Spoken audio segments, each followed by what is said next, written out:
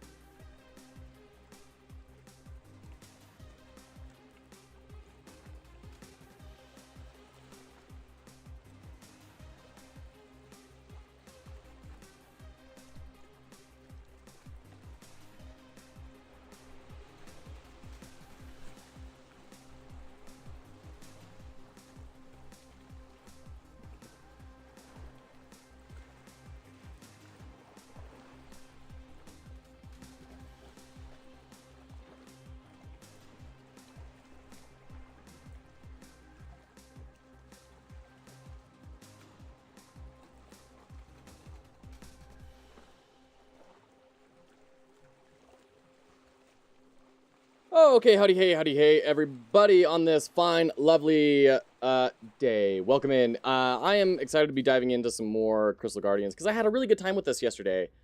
After the stream, I played it for like another run, and I got really far. I almost beat a run. I got like 40 meta progression levels. It was outrageous.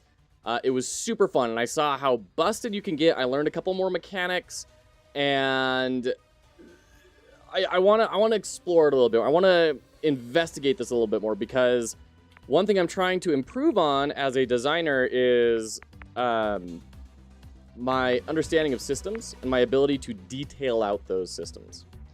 So that's what I want to try and play around with here, because I think this is a really good game for systems design. Pixelated, what's Crystal Guardians? I'm going to throw the link in chat. It's this. This is a tower defense roguelike made by a solo developer. Still a fairly new community that is surfacing here, brought to us by Blades O'Doom, who redeemed the reward on this one. So I think there's a lot that could be done for the UI here, right? And maybe we'll spend... Hey, Blades, you got first. Nice. Good to see you. Maybe we'll do some time, because I think this is a good case study of, like, you can have something that looks kind of clean, but doesn't really communicate things very well, and there's ways that writing and words can communicate things better. So I think that's some good stuff we can look at. But like I said, I really want to figure out how to document systems better. So I kind of want to practice that a little bit today. I don't know how much we're going to get into it. I feel like I need to play it a little bit more and see more about what the game has to offer before being able to kind of reverse engineer some sort of systemic design work, but we'll see where we get to.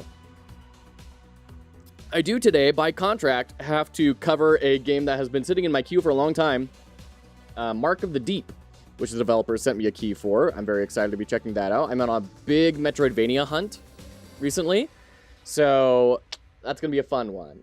If you like shark people and you like metroidvanias, I think Mark of the Deep is going to have a lot for you. Okay, so we've got all of these towers, we've got all of these crystals. I'm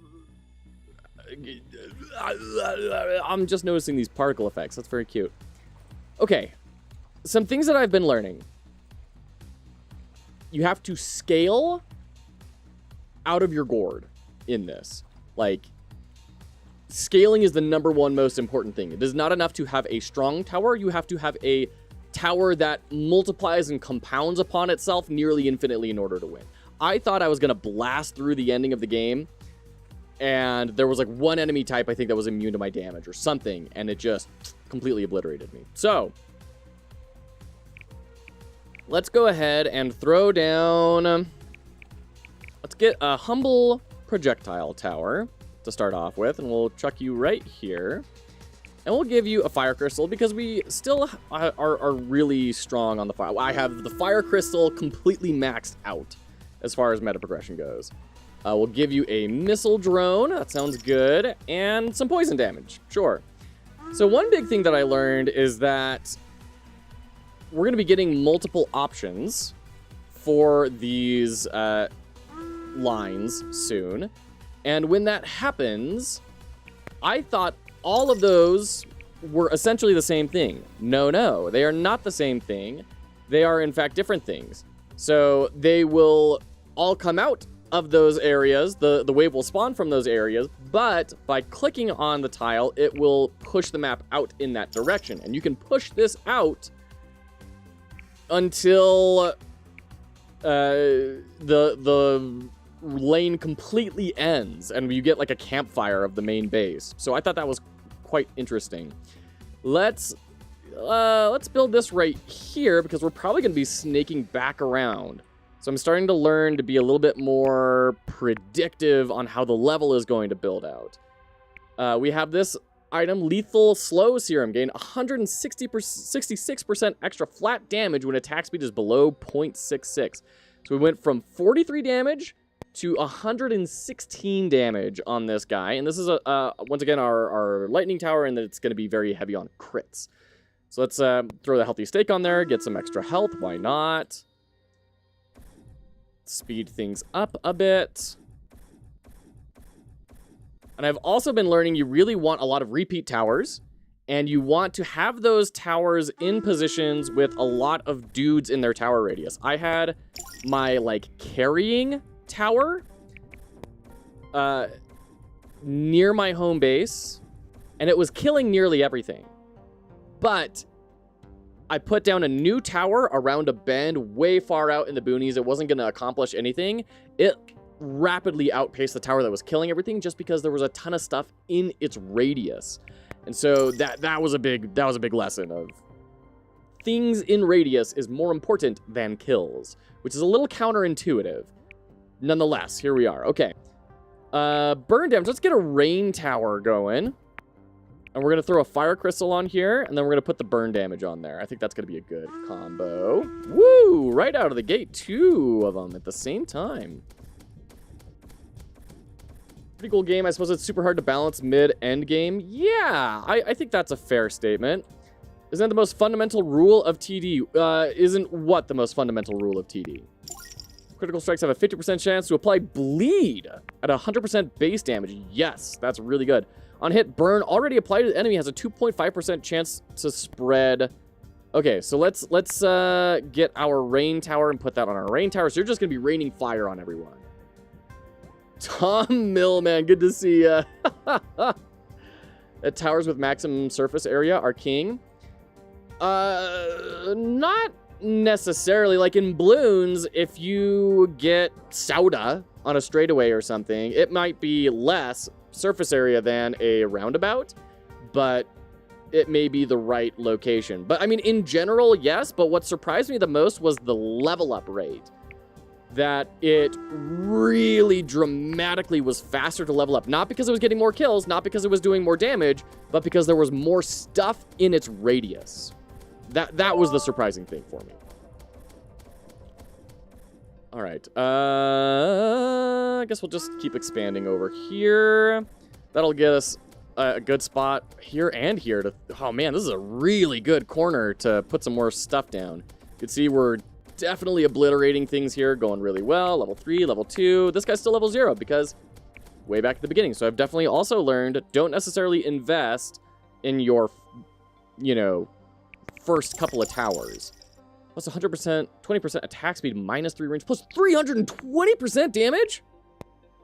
This tower, lightning tower now does 300 damage. This is what I'm talking about with, like, the range, or the scaling that this stuff does. It's out of control. Let's throw plus 14 gold on kill on the crystal tower until we get some more crit items. that your first yellow item? It might be. I got a couple of orange items when I played on my own last night. But yeah, I think you're right. I think that's my first yellow item. Yeah, that's out of control. Okay. So what do we want over here? And this is a thing that I struggle with in the game still is, like, when do I not just put rain towers down? When do I look for other systems, right? And I don't have a great answer for that. I kind of just throw stuff down just for variety's sake at the moment, which isn't necessarily a great feeling. I don't have a good feel for when certain towers are better than others.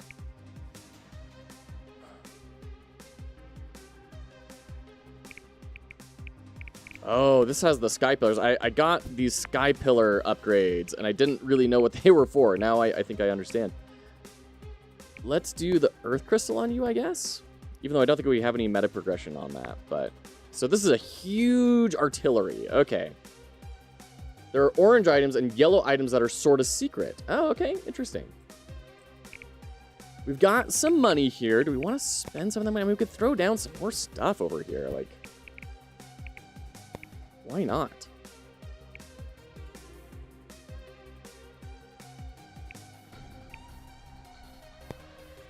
More fire, I guess? Sure. Okay. This is looking pretty good.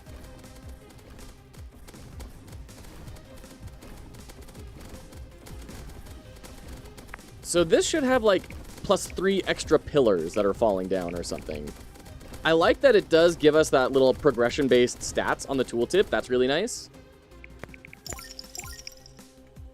I don't know what these sky pillars are, though. Okay, crit strike trance. Finally, get that on our lightning tower.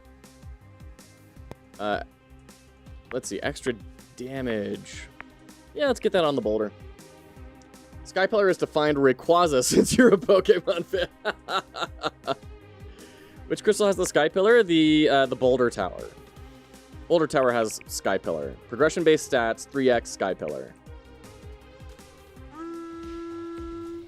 Ooh, we got a red item. Nice.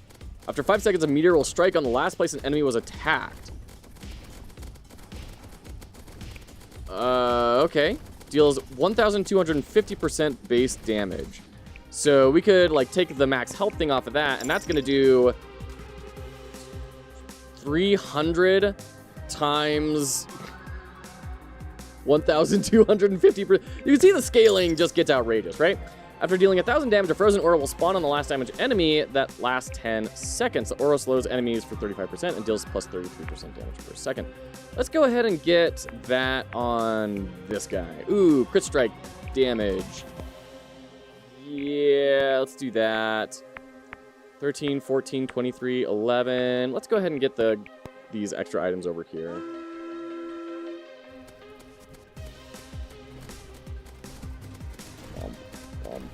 Bump. Feeling pretty strong.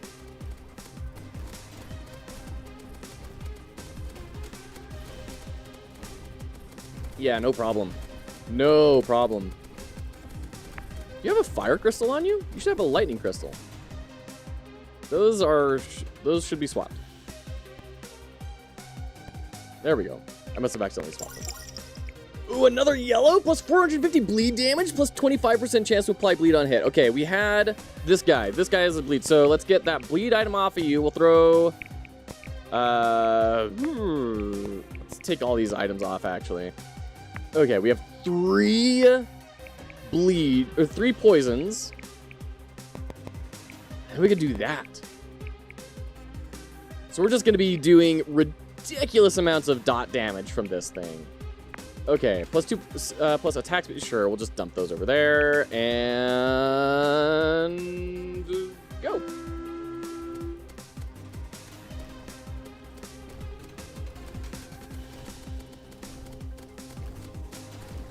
The items that I am finding the most interesting are either outrageous stat sticks, like plus 320% damage, or these kind of conditional ones. And that's pretty consistent with roguelike design, right? I've talked a couple of times about how when is the biggest keyword for roguelike design and variety. It's not necessarily on proc, but it is when.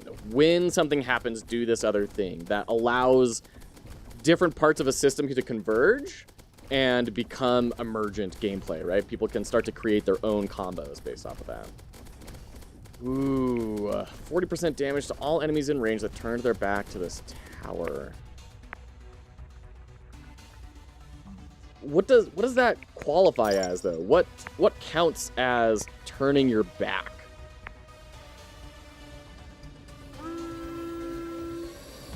Yeah, we got a lot of money. We might want to start building some more towers here.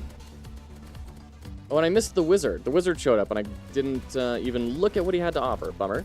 The wizard's kind of like a mini shop.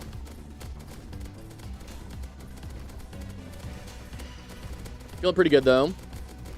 How are our tower kill counts at? 224, 225. Just got the level up to level 4. So this is kind of a problem where this guy is not... See, this is doing a 230 kills, only level 4. This has a ton of people in it, level 6. Only 74 kills. So that's a really big part of the game, is making sure that your towers are where bad guys are going to be. We got an elite fight. I think that's probably a good idea. Ooh, we got a couple of different elite fights.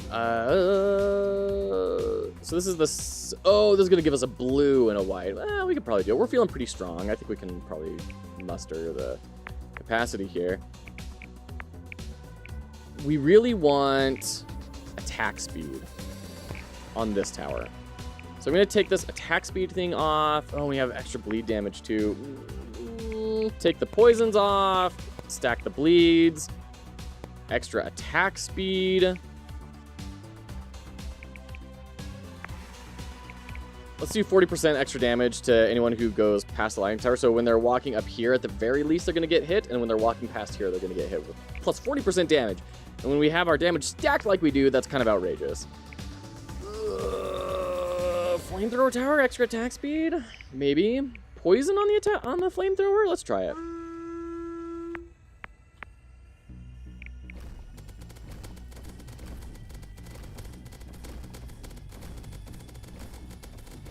Okay, they're getting a little bit further than last time, but we're still doing pretty okay. It'd be cool if you could select all elites if you're feeling particularly strong. That'd be kind of rad. Apply 5,000 plus poison on a single enemy. Thank you, Poison Rain. So we had someone get pretty close to leaking over here, but it looks like we are through the other end. So we got all of these cool items. More burn damage, damage releaser, missile drone. I think we've got some items we can start kind of exchanging for things at this point. Take all these kind of items that aren't necessarily helping us as much, and let's go to our shop and start combining them. Oh, we got a second purple. 400% crit strike damage. Crit's chance is set to 15%. Ooh. Yeah, let's take the clover off and put the horseshoe on. So we're up to 700% crit damage. Freaking insane. Let's go ahead and make another blue. Not really feeling those items very much. Killing an enemy leaves a +1 bomb that deals 5% current health. Damage in a range of 4. That is really good. Let's throw that on our lead tower, maybe? Let's see, what did we put all of our poison on? This flamethrower tower. Sure, we'll put the bomb on you. Considering this seems more like a systems guide type of developer, I'm surprised there's not some nerf for using fire in the rain.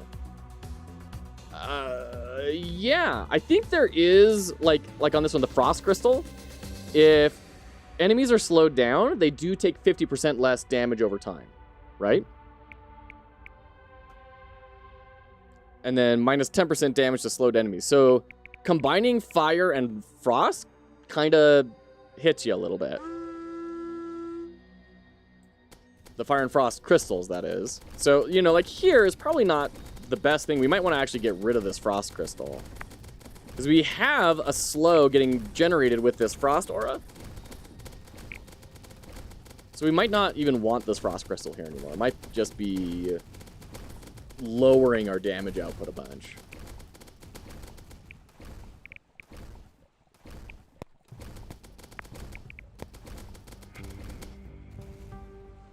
How do I, like, get rid of a crystal?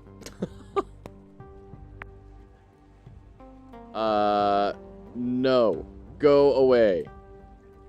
I build a lot of frost towers. I like my enemies to not move. Very fair. Very fair. Good to see you, Norsecock, by the way. Good to see ya. I've got a ton of money. And this is the problem I start running into with this game of... Well, I've got, like, my kill zone set up. Like, I'm kind of mostly blocked on items rather than towers. What do I do to improve the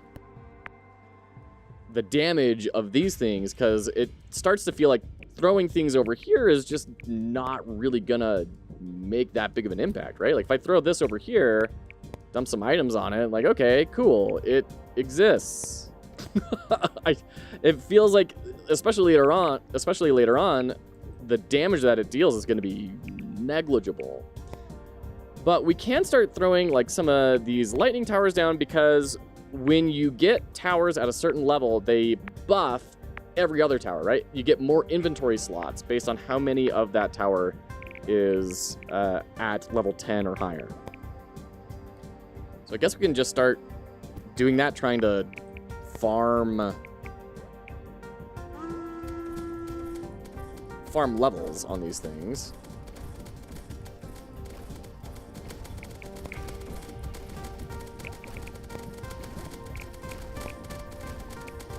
Throw a lightning tower. Get an electric crystal. Give you some increased crit damage. So you can see these guys are already level 2. Whereas this lightning tower that's 266 kills is only level 4, right? So definitely proximity, way better than kills. Way stronger than kills. Okay. Let's do, I guess, a rain tower over here somewhere. This, like, multi-tiered approach that they have to the towers is kind of frustrating for the terrain. I wish I could just see all of the spaces instead of saying, oh, you're on this level, we're going to highlight everything on this level. Just show me all the tiles I can build on, man. Like, I don't know what this has really given me. It feels like not a lot. Poison, I mean, yeah, sure. Got that other lightning tower. Rain tower here. It's going to give us a whole bunch of range there. Ooh, we got a blue. Brass knuckles. Where's our bleed tower? Here's our bleed tower.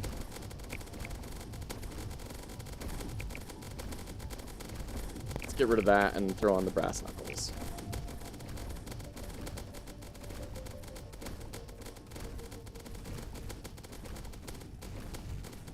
And then let's build, like, a boulder tower way over here. And then put that crystal on there. I don't know how to get rid of a crystal. We'll just call that good. Okay. Oh, we got our red. Ooh, this is a really good. This is the one that carried me through really far last game. Plus 200 burn. Burn application can critical strike. Scales based on critical damage. So, if we have a huge amount of crit damage on a tower, maybe it would be worthwhile to throw that on there and start doing a ridiculous amount of burn.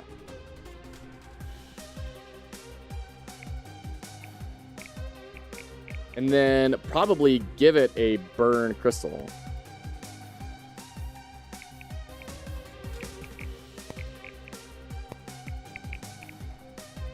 Ooh, or not. Because the electricity crystal is going to give it greater crit. So maybe we keep it with the crit, so that we get the big, juicy crits. Let's try that. Let's see how that works.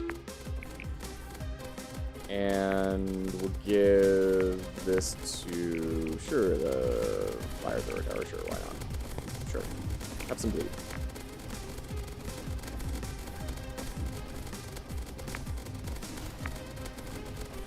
Yeah, I mean, you can see we're not doing a whole lot by the time they get over here. I guess we're doing some. This guy's down halfway, but these guys are down to almost, like, barely even hurt.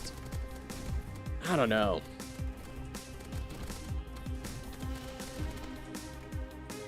Okay. Oh, we got Gilbert, the biggest boy.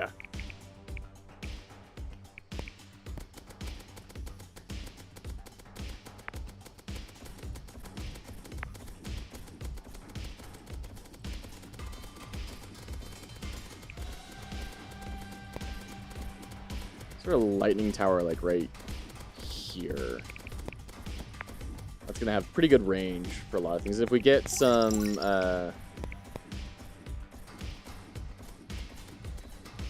increased view range, then they'll be able to kind of hit all around here. That'll be huge. All right, feeling pretty comfy about Gilbert. He's entering the kill zone, getting racked. Take a look at those damage. Did you see that, like 46,000 burn damage?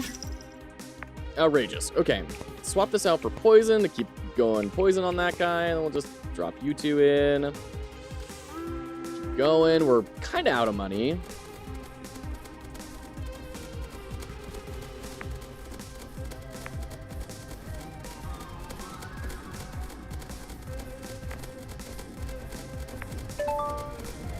We got a meta progression level up. Good game. It does get pretty satisfying. It's pretty dang satisfying, visually speaking. All right, a friendly wizard has appeared. Where are we at, friendly wizard? Ooh, a piece of candy. Okay, 2 gunner drones. Okay. Oh, there's the wizard. Okay, what can we buy from you? Plus 20% vulnerability when hitting enemies. Seems good. Yeah, let's get that on one of these rain towers. And then Sharp Axe just seems like incredibly good. Okay. And then sure, we'll just kind of dump some of these items on you.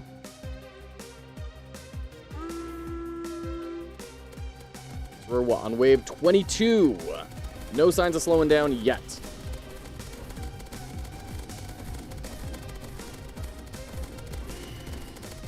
So as far as systems design goes,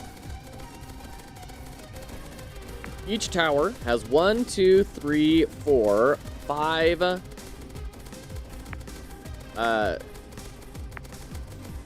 stats that are kind of innate to the tower. You do not need any items to have them. Ooh, plus 50% burn. Yeah. I think that's going to be worth getting rid of the crit strike damage. I think so. So we have attack damage, range, crit chance, crit damage, attack speed. These are all very familiar things, but then we add in a couple of different damage types of burn, slow. I guess slow isn't a damage type. Burn, poison, and then bleed, which seems to be kind of like a hidden stat because I don't see it showing up anywhere in here. This is another thing that this window could be organized a lot better, and the typography could be better. This green is not incredibly legible against the greenish gray that is here. But if we have like all of our attack related stats next to each other, and then our crit stuff in a area, our range and attack speed chunked together, all of a sudden this becomes a lot more legible. You're going to be able to skim it a lot better, right? Feels like there could also be some dividers up here to say these are targeting priorities, these are the stats. And then these buttons, man. Yeah, I barely even noticed them ever. How are you looking on levels? You're level 9. Let's go ahead and level you up. So, our boulder tower. Call forth a gigantic meteor that slams down on foes in a wide area, dealing 2,000% damage. Drop pillars up to 3 enemies at a time every second. Deal 250% damage in a range of 4, applying on hits. Sky pillar. There we go. So that's got to be what our meta progression is. It's got to be upgrading that prestige class. Okay. Got it. Let's go ahead and level up a bunch of things here. Let's get the Phoenix. Let's get drops fall from the sky that leave the enemies weak and damaged. Damage and vulnerability. Okay, water beam from the sky sweeps across the battlefield for 6 seconds, dealing 500% damage every... Okay, let's get vulnerability. You're already doing vulnerability. 5, level 5, 6,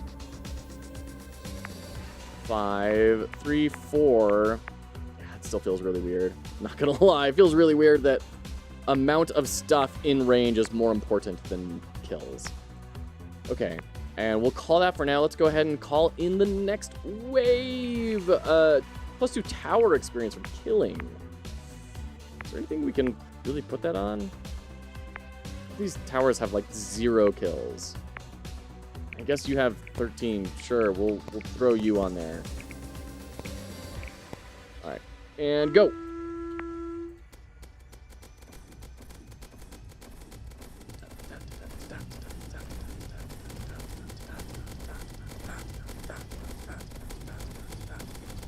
Tootie Fighter on YouTube. Good to see you. How you doing, friend? Okay, that was our water beam. I accidentally clicked on the wrong one. I meant to click on the vulnerable one. I ended up clicking on water beam. Oh well. Okay, that was a pretty good wave. Ooh, range. Yes, we want range on this guy. 5 health after every wave. This just feels so bad and slow and bad.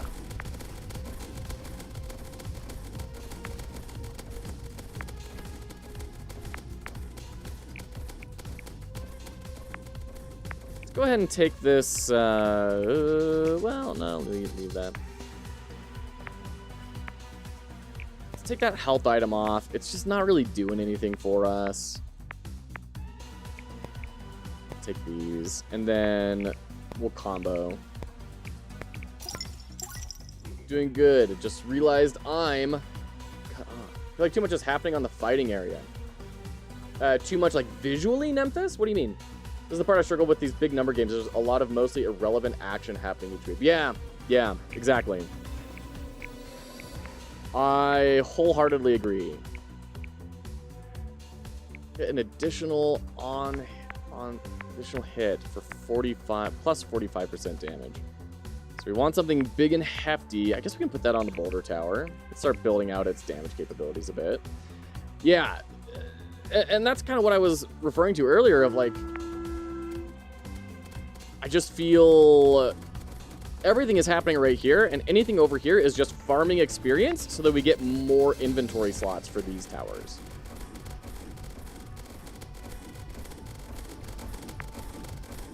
Like, building a new tower is not going to impact the wave pretty much at all.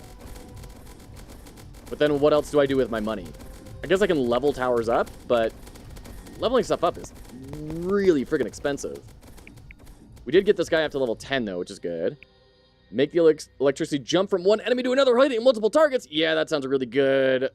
Yeah, let's do that. So now our tower that's doing a bajillion damage is going to be arcing that damage out. That feels pretty good. Shoot magic missiles dealing 333% damage when dealing damage to a full health enemy. Oh, when dealing damage to a full health enemy. I don't know, like, when is that ever gonna happen? Gonna pick up my monster manual from Amazon. Need to order the Dungeon Master book next. Awesome, very cool.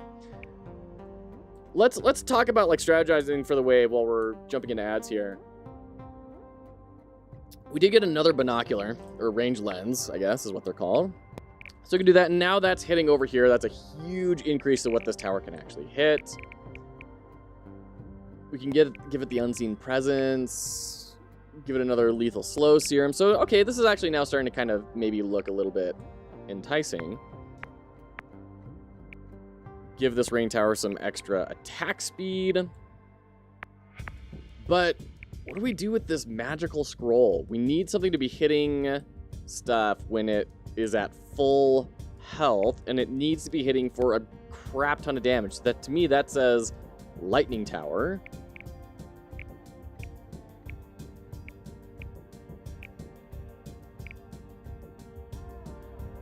And then plus damage, just raw damage. We're going to give it the magic scroll. And then we'll any damage up items, we'll throw this on this guy and hope that he'll blast through things for us. Gray background on the UI on the left offends me so much. Yeah, I mean, see, like this resistance trending icon, like you can barely even see it. There needs to be some work on this UI for sure. Which is fine, you know. That's what every project has a need for extra work. That's why it's not a fully released game. And even fully released things are never completely finished, right? There's always going to be problems with it, so.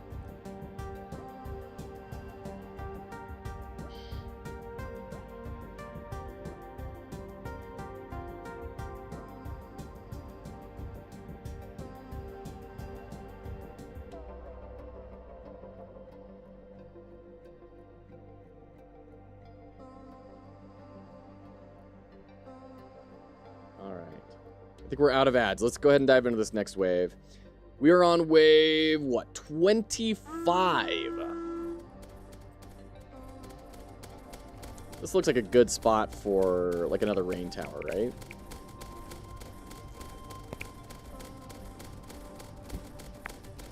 We'll drop a fire crystal on it. Get those early dots going. Oh, and we've reached the end of the pathway over here. This is their camp. So we're not going to expand out on the map anymore in that direction.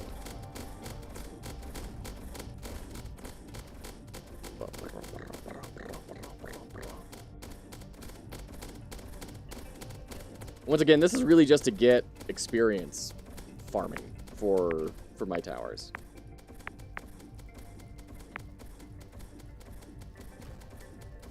Okay. Plus attack speed, -3 range. Yeah, you can swing that. And then we have a tower over here with a bunch of attack. Crit?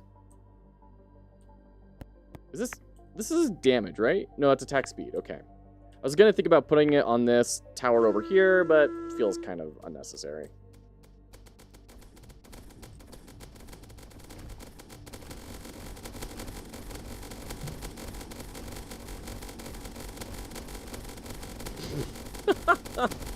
I have yet to notice the sky pillars really do anything, I'm not gonna lie.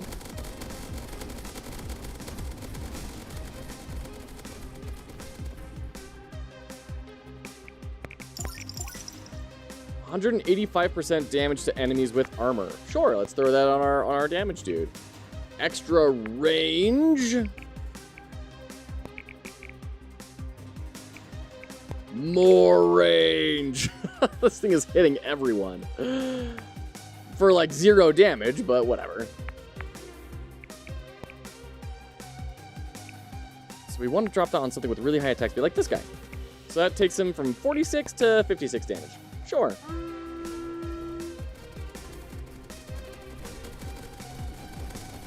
Oh, we have this guy doing stuff now. I don't even think I can sell a tower. Is the crazy thing. I can't move them. I can't sell them. They're just stuck. Am I planning on making nano updates, or the jam version is done? That's it. No, I am planning on making updates. We need to get some time to make the updates, but I'm planning on fixing that stupid slide-in, slide-out bug. That thing is going to be the death of me. I think that really turned a lot of people off on the experience, which I understand. It was frustrating.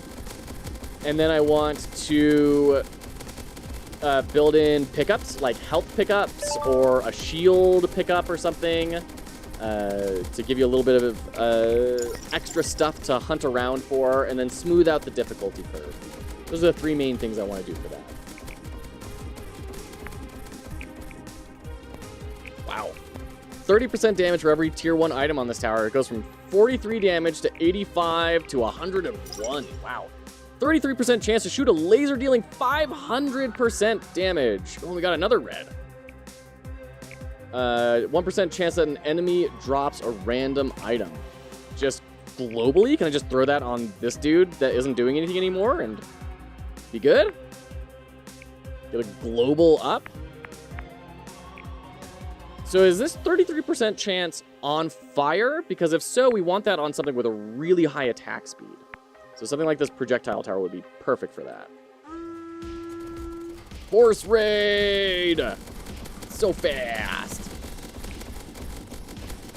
Yeah, how about you? Making any updates for Jumper? I forget what it's called. Claw. I'm sorry, I can't remember your game's name. Oh, I'm awful. Extra flat damage, that sounds really good on something with a lot of attack speed. Even more attack speed sounds good. Yeah, sure. Bleed damage, why not? Because it's a very generic name, I don't blame you. I appreciate the grace being extended there. I should remember. I want to remember. How about that? I want to remember the name.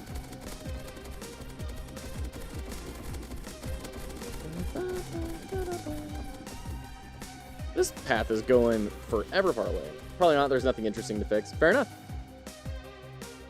Wizard, what do you have for us? Store an additional 50% of damage dealt in the enemy that can be detonated by damage releaser. Ah, there we go. So now I finally have the stacker and the releaser. Okay. Ooh. 25% of total armor will be ignored. Extra attack speed for every 150 kills made by this tower sounds really interesting. So like this guy, if we knock off just a little bit of poison, throw on lethal pace, our attack speed goes from 3.5 to 5.1. Seems good. Armor piercing. Yeah, let's take that bleed off and throw that right on there. And damage stacker and everything. Let's throw that on this guy. Just get like a big blast of damage, right? That seems like a good idea. And then extra damage, also good. And I think that's probably gonna be it. We can trade some stuff in. Speed Punisher, 225% more damage to faster enemies. Sure, let's throw that right on you. Let's keep going. There's one very obvious piece of feedback of highlighting the target you're about to hook onto, which would solve so many feedback points with one change, but that's quite trivial and boring, and I'm doing these mostly to develop my own skills. Fair enough, Zap. So Zap, you're doing this to develop your own skills. I know you're in like web dev. Why are you building your own skills? Like, what, do you have an end goal, or is it just you enjoy making things? Which is enough, you know?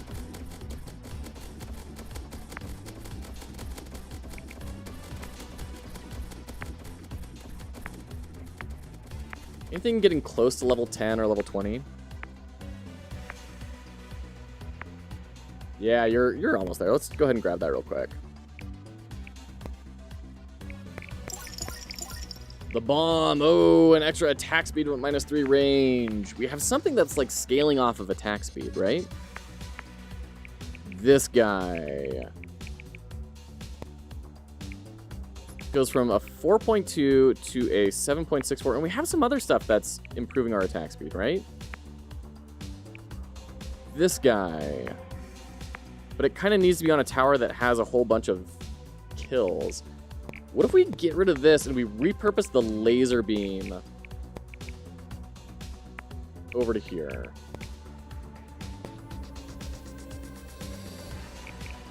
So we're at an 8 attack speed now, which seems pretty good.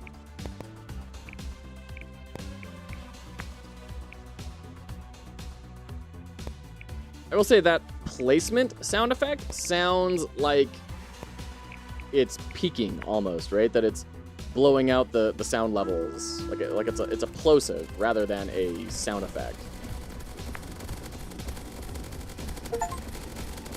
Kill 10,000 enemies achievement. Considering eventually transitioning quite jaded with web dev. No, that makes sense. That makes sense. I look forward to you getting jaded with game dev. No, that's the way to do it. Do it slowly over time in a career where you're making a good amount of money, being relatively secure, and then when you're there, make that jump. I think that's a really good call. Thank you for sharing.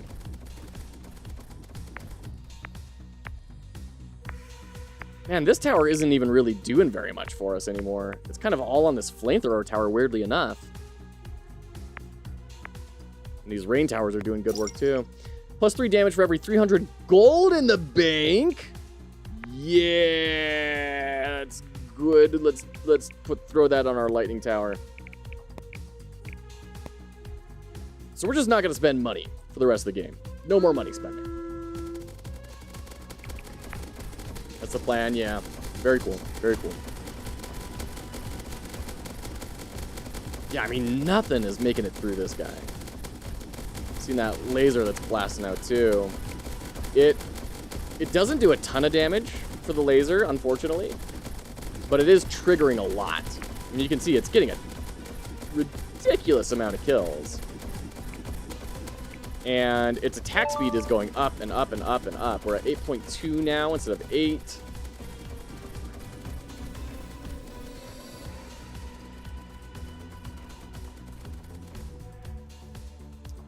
Yeah, I'm thinking we can go for a...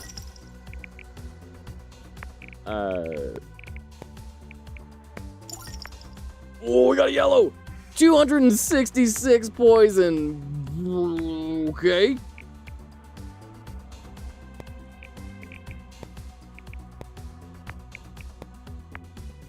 You are the poison applying tower. Congratulations, you've been promoted. Alright, yeah, let's go for the elite. Feeling good.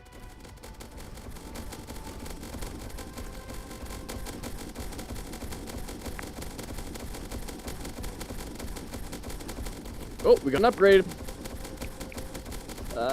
Yeah, let's do the single target damage. That's fine.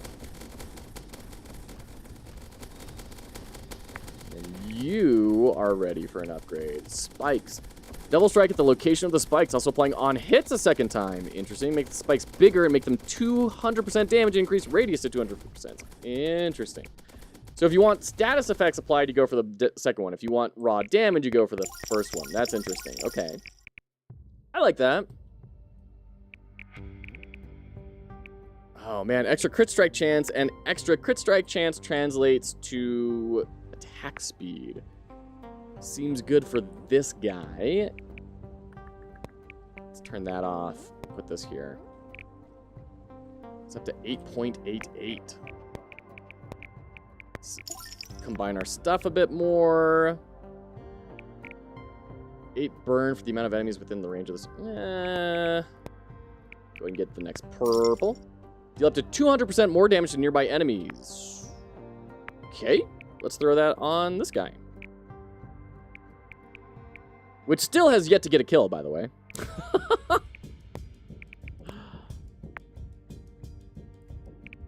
Let's take the crit chance off of this and throw the damage to faster enemies.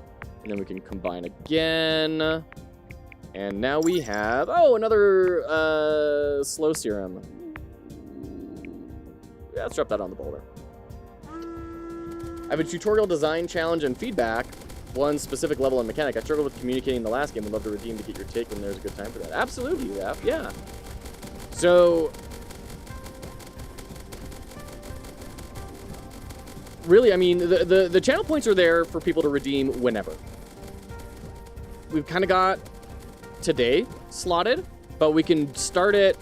We can start the stream off as soon as you're in the stream tomorrow.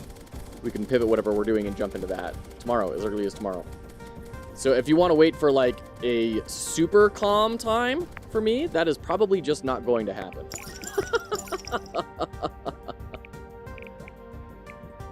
But I appreciate the consideration there. Yeah, life is a little bit insane. It turns out when you are running your own business and trying to like start something, there is an infinite amount of things you can do at any given moment. And surprise, surprise, that builds up over time.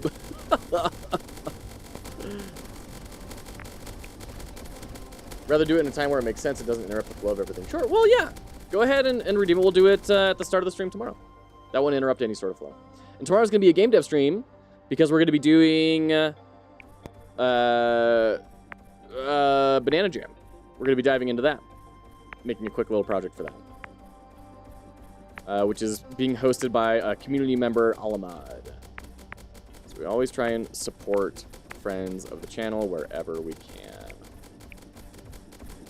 What is our money thing on? Is it this one? No.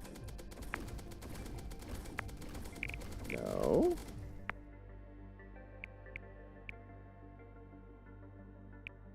Ah. Money deals damage. Plus 3 damage for every 300 gold in the bank. Got it. Plus 2 gold per 15 hits, so we want that on a really high attack speed. Let's get the gunner drone down there. I don't think that's really doing anything for him at that point.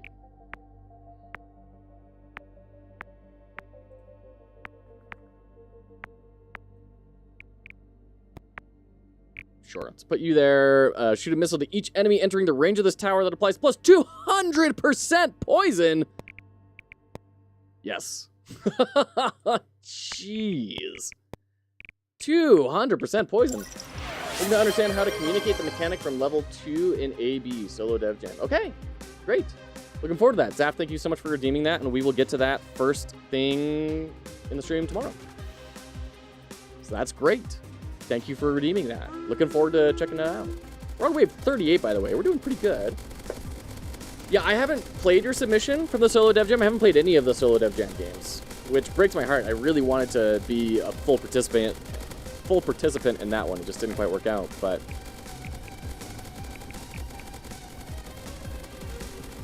yeah, really looking forward to that.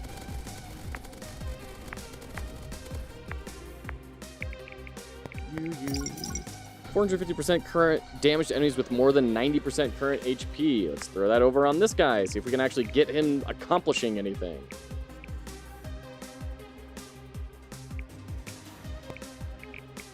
And then plus 2 gold per 15 hits. Once again, that's a good idea. Let's throw it on our rain guy over here.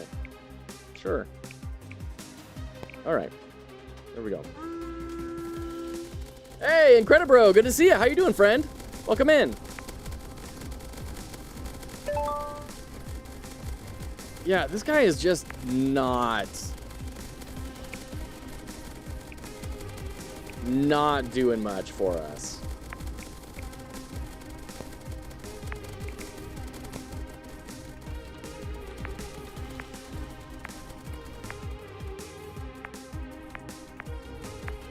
I'm also wishing there was an easier way to see what level every tower was at. I wish I could like hit tab and get an overlay of all the towers, crystals, and levels. So I don't have to kind of click on everything to figure it out. Especially since each tower looks pretty similar to each other tower. Dev of the game is a pretty cool guy as well. Norris Cock, is it you? Are you the dev of this game? You can tell us. You can tell us. We're all about celebrating each other's successes here. It's okay.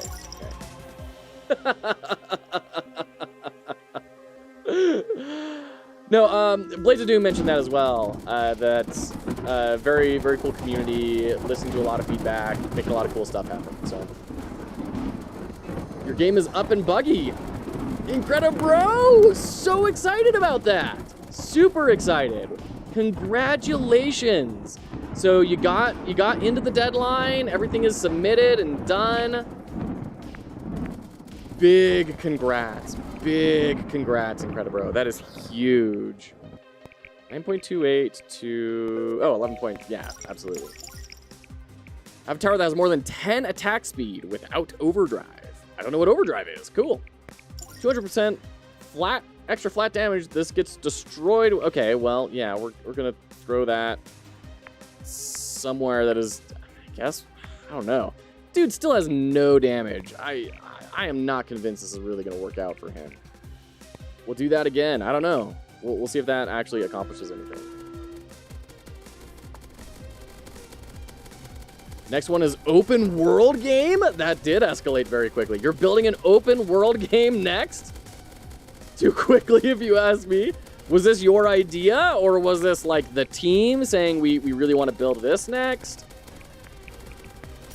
That purple is so rough on the gray background. Have a 10% chance to release a damage nova that deals 200% damage twice in a range of 4. Okay. Let's... That lowers our attack speed a little bit, but I think the explosive nova is going to make it worth it.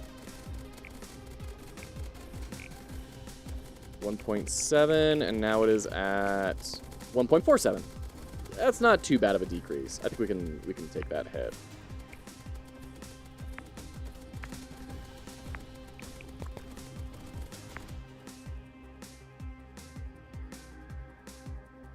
Hero, mentor. So wait, so your mentor challenged you? Cool. You made this game, now do a Now do an open world game. By the way, is your game like live on Steam? Like, where is your game living right now? 45% damage plus 25 burning. Is there a space to fit that in here? 212 and 228. Yeah, not really. 125% damage plus 3 range. Ooh.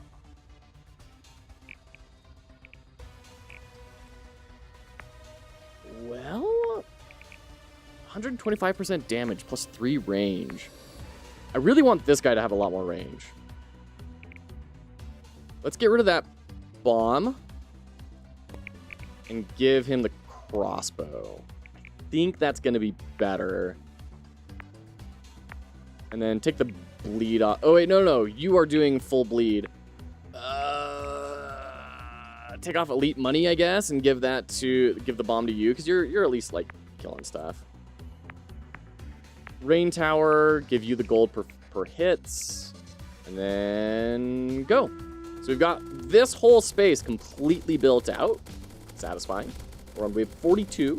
Hey, Mothman, good to see you. How you doing, friend? It's on Steam. You found it? I have. Thank you. Over on YouTube, you want to share the link with us? We want to see it. We want to see what our friends are up to.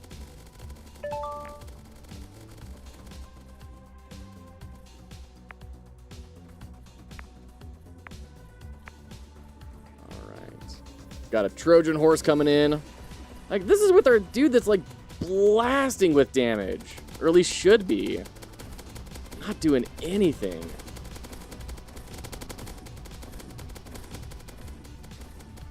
And then as soon as it gets over here to this flamethrower, it's probably just going to get obliterated. Yeah. Sure. Oh, man, we got another lethal pace. 11.39. 12.47, and we get a range increase with that. Yeah, that's good. That's good. Let's go ahead and get a random red. Oh man, the meteor strike. Who has the meteor strike on you? The lightning tower? This doesn't even actually seem like a very good item for you. We need to be stacking burn damage on you.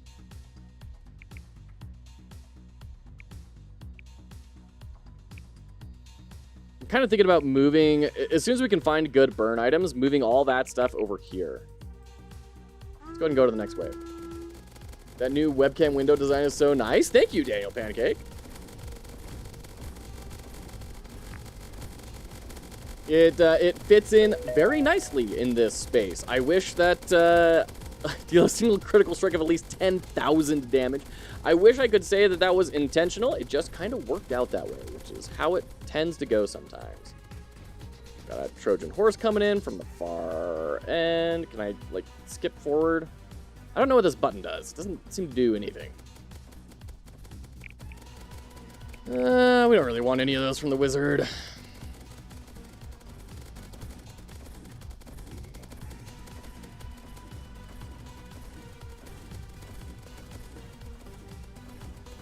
Okay, there we go. Grab these.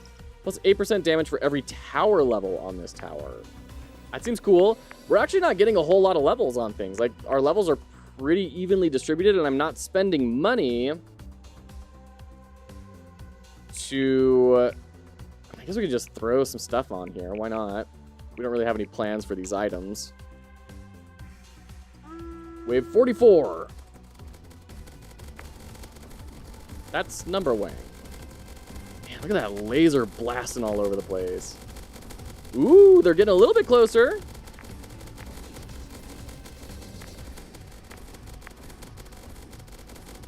I like Money Mr. Krabs' voice. What? Where did that come from? Prodigal, good to see you, friend. How am I doing today? I'm doing very well. Thank you for asking. How are you? How's life going? How's work going? I'm checking out this game a little bit more, Crystal Guardians, because I really want to evaluate its systems design.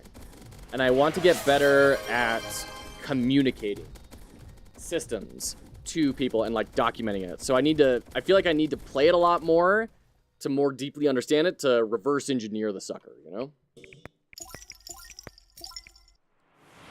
Incredible, you got it. Okay. Up to 240% more damage to distant enemies. Okay. Okay. So you want something with a huge range. So like our boulder tower would be a good example, right? We can throw that on the boulder tower. Pixelated, you got it? Oh, begin the hat deluge? You need to look the part. Or did you say money in my ADHD? I heard Mr. Krabs go, hi, I like money. Let's get these ribbons out of my face. Wearing the wife's hat? Yes, because she steals all my hats, so I am stealing her hats. Monsters on the island. Nice! Incredible. Thank you for finally sharing that link. My goodness. Nice. Very cool. I can't wait to check this out. Thank you. Ooh, a critique your game. Okay, all right. So we'll get to that, Incredible, probably if we can. We're gonna see how far we can make it on this as soon as we die. If it's okay with you, Zaft, we'll maybe go into Incredibros, because I think that'll be a little bit faster. Maybe it won't. I don't know. Well, maybe we shove Mark Off the Deep off until a later date. Maybe we just do an extra stream and crank that out. Need your thinking hat so you can be critical. You can play it tomorrow on Steam if you want. Nice! It'll be quick. Do you have anything specific you're looking for feedback on, Incredibro? Anything that you're hoping that we can talk about specifically?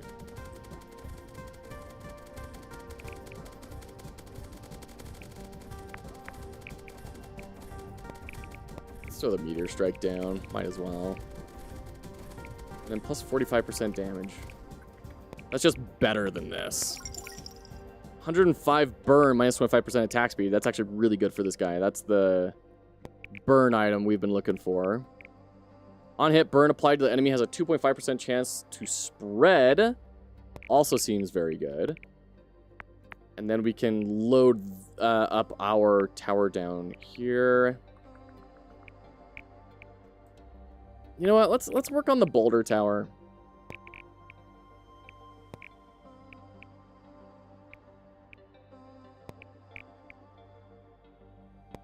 Let's get the double meteors slamming down on that. Seems good. Frost, and you have some burn. Let's do that. Overload it with UI, make it impossible to tell what's happening. How to balance a game. Okay, so you're looking for insight into the balance. Interesting, okay. Same logic with your wife's hats. My wife steals my shirt. Should I start taking hers? Yes, absolutely. Not even a question. All right, they're getting a little bit further into the kill zone. We're on wave 56. We're getting really close here. Don't know if the game's actually worth it or not.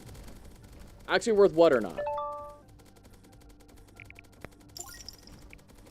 185% damage to enemies with armor. Okay. Hot take. Audio slider should start at half, not full. I don't think that's a hot take at all. I don't think that's a hot take in the slightest. Plus crit strike damage. 65% of crit strike damage is translated to flat damage. That sounds really good for this guy. Whoa. We were at like 2 something. Now we're at 355. Very good. Very good upgrade on that.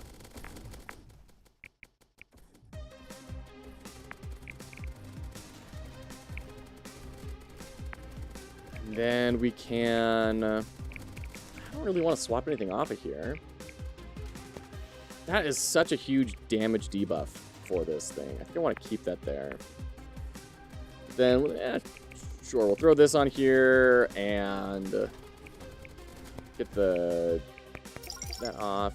375% crit strike damage. Yes. Yes.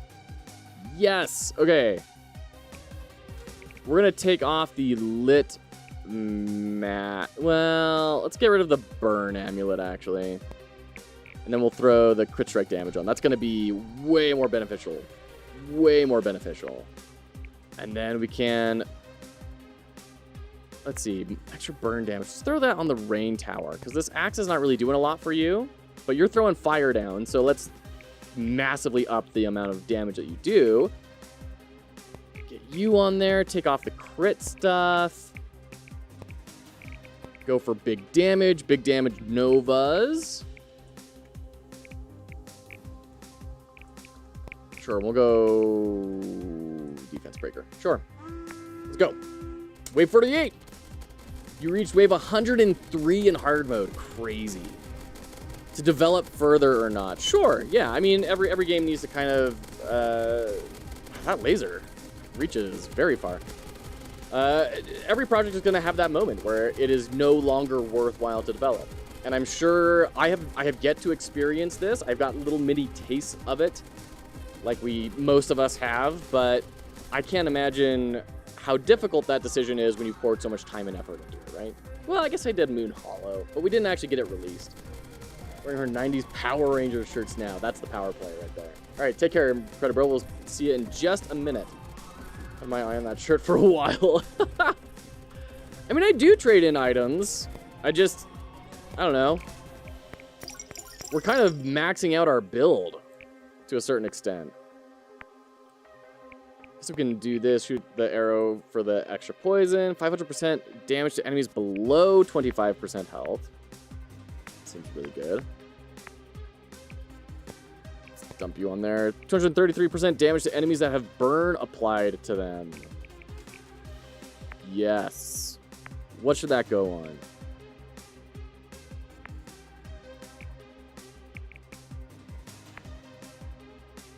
It needs to go on something. Probably take Explosive Nova off and Sword Against the Weekend, and then we can put another Blast Nova on you. Wave 49, here we go.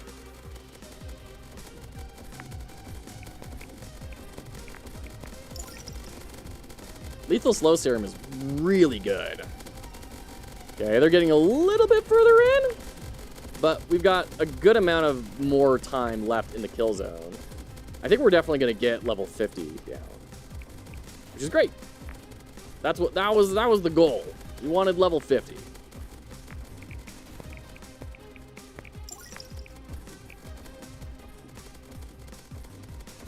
Okay. What's this guy? What are you? A little troop carrier. This game gives me complexion about my game. Gives you a complex. I can understand that. Okay, more damage to nearby enemies. Yeah, let's do that. All right, wave 50. Greatest Grandmother Slime. Okay, let's deal with this. For what it's worth, I think that this game has really good system work in it. I'm not convinced on its usability. I think there's a lot that could be done to enhance the player experience here and communicate things. Oh, it's a slime. It's a little wiggle, little wiggle.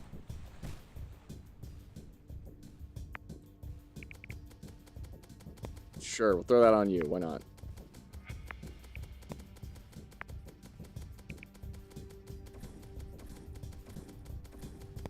Take that off. That's not helping anymore.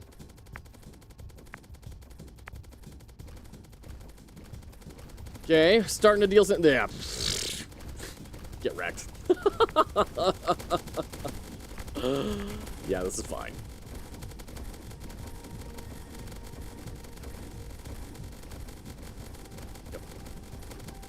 This is fine. Hooray! You've beaten normal mode. We got defeat normal mode and defeat the greatest grandmother slime. Okay.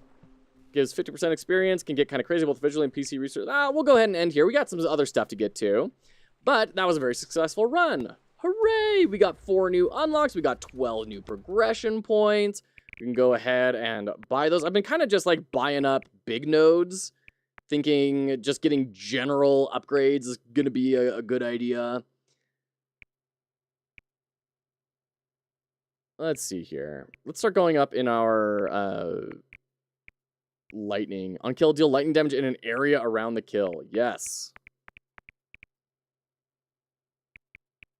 50% chance to hit additional target with a lightning arc. Yes. Definitely get that. Cool.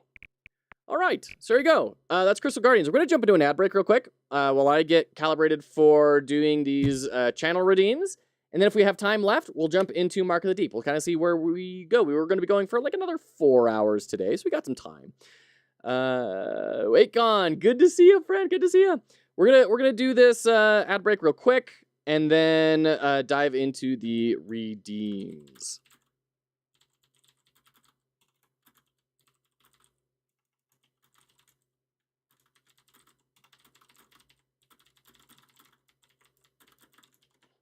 Okay. Let's go ahead and do that. Don't go anywhere. We will be right back.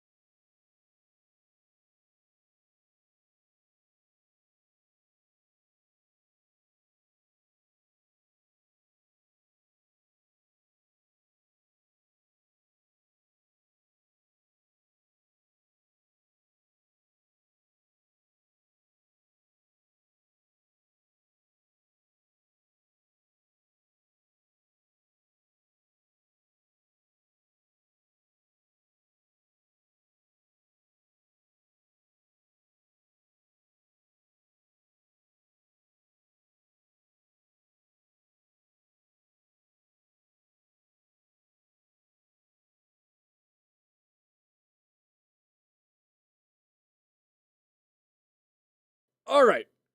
Let's take a look here. Pro tip, put down a lot of towers anywhere with the frost crystal after you leveled the frost tree. It will level up your towers doing nothing. This allows you to get them to level 20, giving you more spaces for items on towers. That makes a lot of sense, and I think highlights kind of some of the problem I have with the game, where it's very very satisfying to build up these kind of broken combos. But then at the same time, that's kind of all that it feels that matters, right? Where putting down those extra towers kind of feels like you're not really doing anything. And I get that the experience buff or experience for enemies in range is kind of meant to diversify, so you don't have to have a tower getting kills in order to level up, and I think that's a good idea, but it has overpowered the damage so that that's kind of like the thing that you hunt for, and it doesn't feel intentional. It feels kind of like a side effect of the system. So if I had like a critique on how the system of the game works, that's one thing I would bring up. Okay, let's go ahead and go back to game dev here.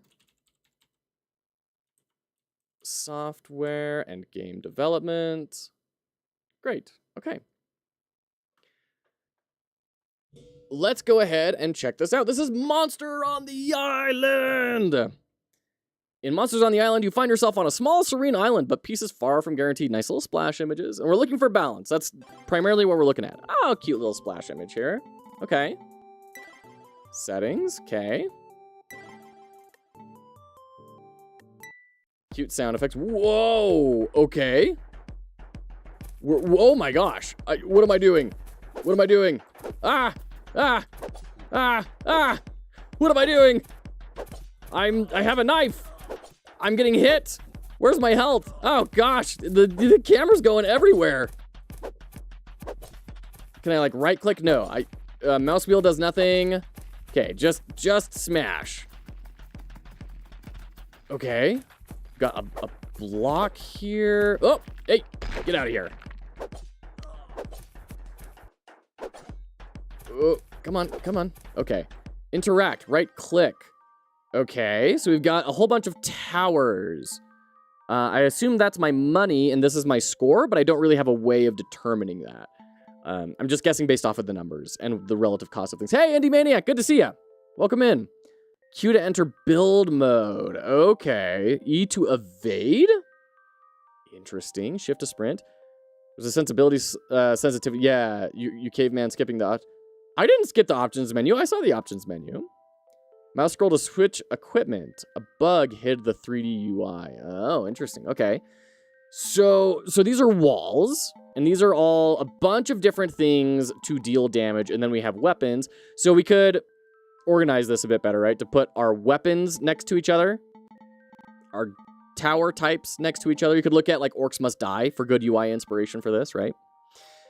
We can upgrade our players' health, or our home base's health. I don't really know where either of those are at right now. Okay. Let's get...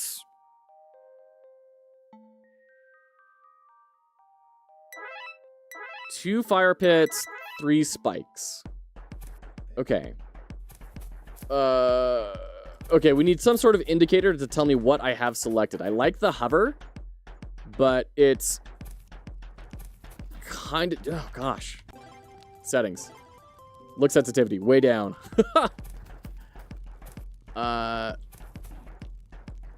Spikes. Spikes. Spikes. Okay. Smack. Oh, gosh. Oh, gosh. I don't see, like, my bars going down at all. Okay. Come on, get wrecked. There we go. Okay.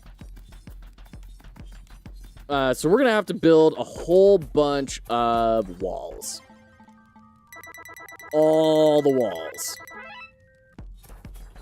Okay. Because we need... Oh, gall.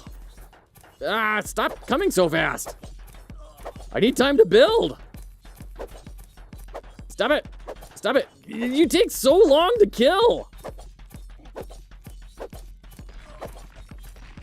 Yeah, I don't know. Oh, he is the... Okay. He is the evade. That feels really awkward. Like, I would expect evade to be, like, on shift or something. I get that that's sprint. There's got to be games that have done sprint and evade at the same time, right? Okay. Yeah, there's this weird hitching that's happening. I don't know what that's all about. Okay. Build, build, build, build. You. Ah! Okay. So now... Ah! What was that? Yeah, it keeps on, like, throwing my mouse cursor around. I don't know what's going on there.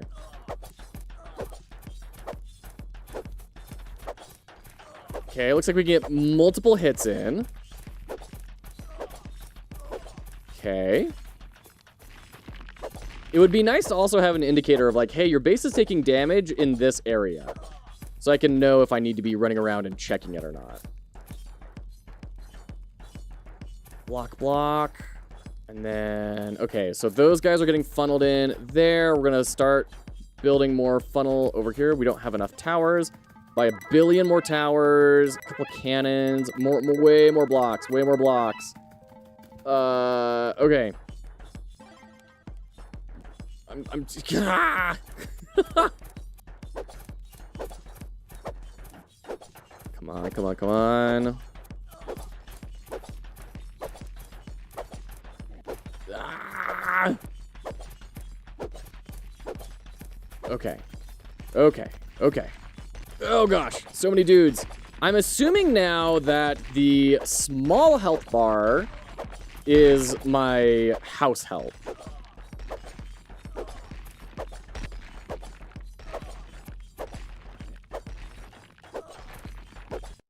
Okay, base destroyed. All right, now that we kind of understand what we're doing, let's jump back in here. Can use a small chill period between each wave, potentially slowing down the music. Yes, 100% agree. 100% agree. There's a screen shake and audio cue.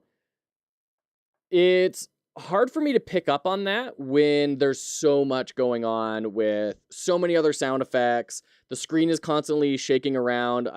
That mouse bug, I guess. There's stuff that makes that a little difficult to really pick up on. I also don't know what the beach balls are. All right, let's grab some spikes. Blocks. Okay. Spike pit. You. you. We'll do it like 2 wide and we'll just funnel everyone in. That hitching is dastardly. It really makes it hard to remember kind of where you're at and what you're trying to build. Like, there's a part of me that kind of thinks it would be better to just level up your weapons. Okay. Grab our blocks. Okay. Ah! Build you out. Yeah, come on.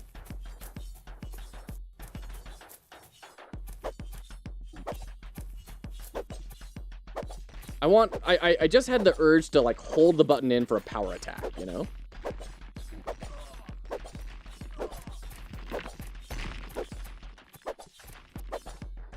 Leveling up the weapon. Yeah, I think that's probably the smart idea. And it seems like we have a bajillion health.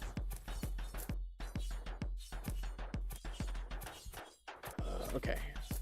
Right click. What do we want to buy? We cannot buy anything new yet. More blocks. A couple more spikes, but more blocks.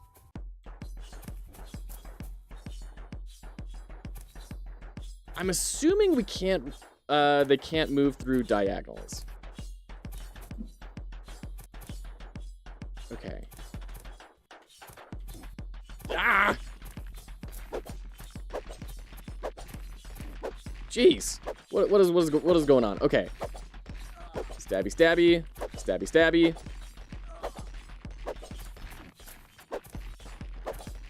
Come on. Stabby, stabby. Stabby, stabby. Stabby, stabby on both of you. Stab, stab, stab both. Okay. All right.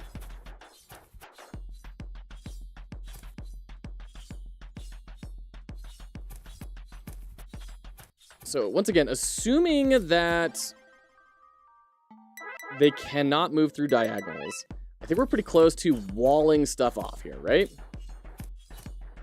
Whoops. And then drop our spike traps down that we bought here and here. Okay, so now at the very least, anything that is getting into the house is getting weakened. So we can at least have that. Okay, so it takes normally 3 hits, but with a spike, it looks like they take like 1 hit, right? If they have 3 health, then they take 1 damage. Okay, right click. Let's buy a sword. Can I buy another sword? I can buy another sword. Do I have 2 swords? I have 1 sword. Is it a stronger sword? I don't know. Yeah. Yeah. No, it took 4 hits to kill him now. With a level 2 sword. I'm seeing level 2 sword on there now, though. The clanking sound is making me imagine that they are like armored or something. Or they're blocking it somehow.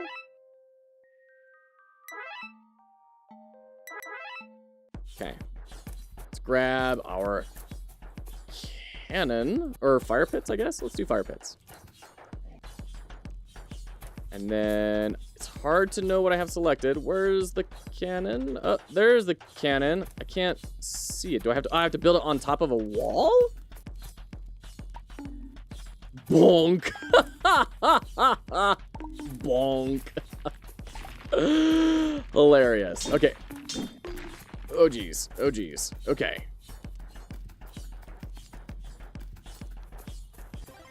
Well, I mean, yeah, let's just get a bajillion cannons. If they're just gonna auto-target,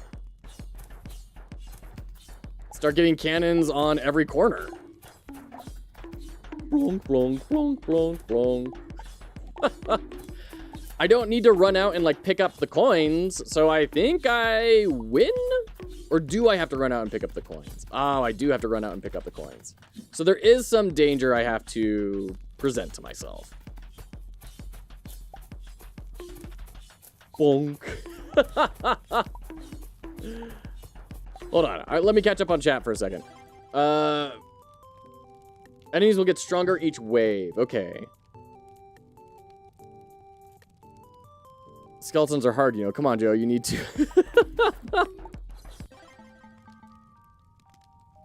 I mean, yeah, is there a reason for me to just not get a bajillion cannons? Set them on top of all of these walls that I've set up.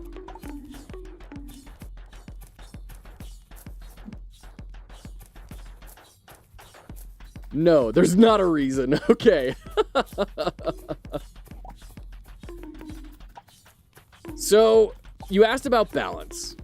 Why did you want to ask about balance? What's at, like, the core of that question? What is it you were thinking of when you thought, I want Joe's thoughts on balance?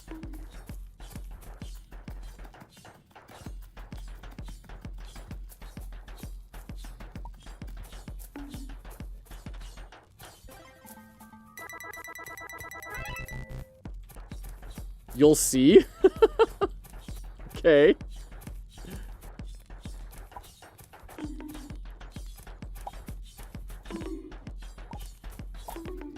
Because I'm kind of curious about what that question means in this environment. One thing I'm asking myself right now is this a score attack game, or am I going for a definite amount of waves? The fact that I have a score and not a wave counter kind of tells me that this is more of a score attack game, and I shouldn't be looking for, like, a big boss to come out, and that will be the end of the level, right?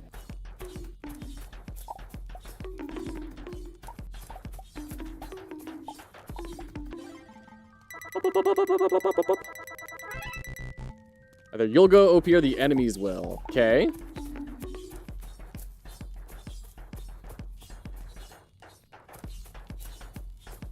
I mean, we've got cannons on every block right now. I'm also wondering, can I just get rid of my traps and wall stuff off completely? I feel like it wouldn't be too hard to funnel everyone into a solitary kill zone. Like, if I get a bunch of walls, and then a bunch of fire pits, and then level up my sword a bunch. I have a level 11 sword. I definitely want a cooler sword model when I level it up. These towers, cannons seem outrageously good.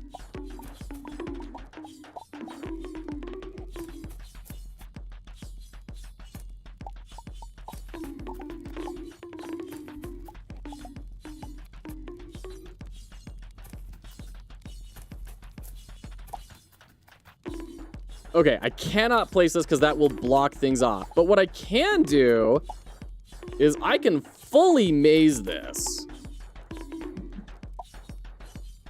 I do like how high of a jump you get.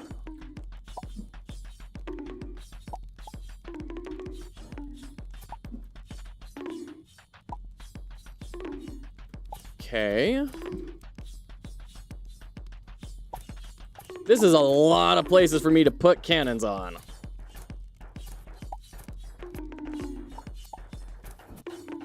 Woo, where am I? Okay, there we go.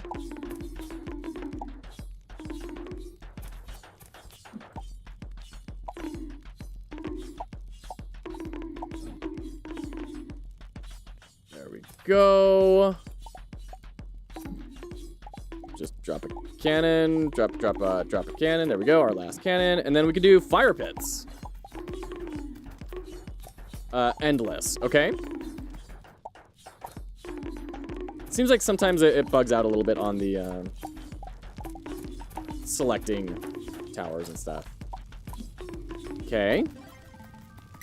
More cannons. More fire pits.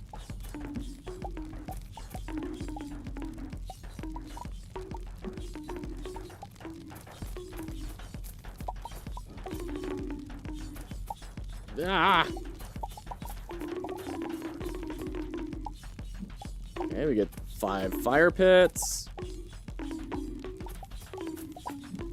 Okay, let's go grab our booty over here. Jeez, look at all this money. I'm assuming I don't need to, like, wait for them to catch up to me. That as soon as they start their animation, that they'll just trail. Look at all this money that I have. Jeez. What an amazing strategy. What, just spam the highest value turret in the game?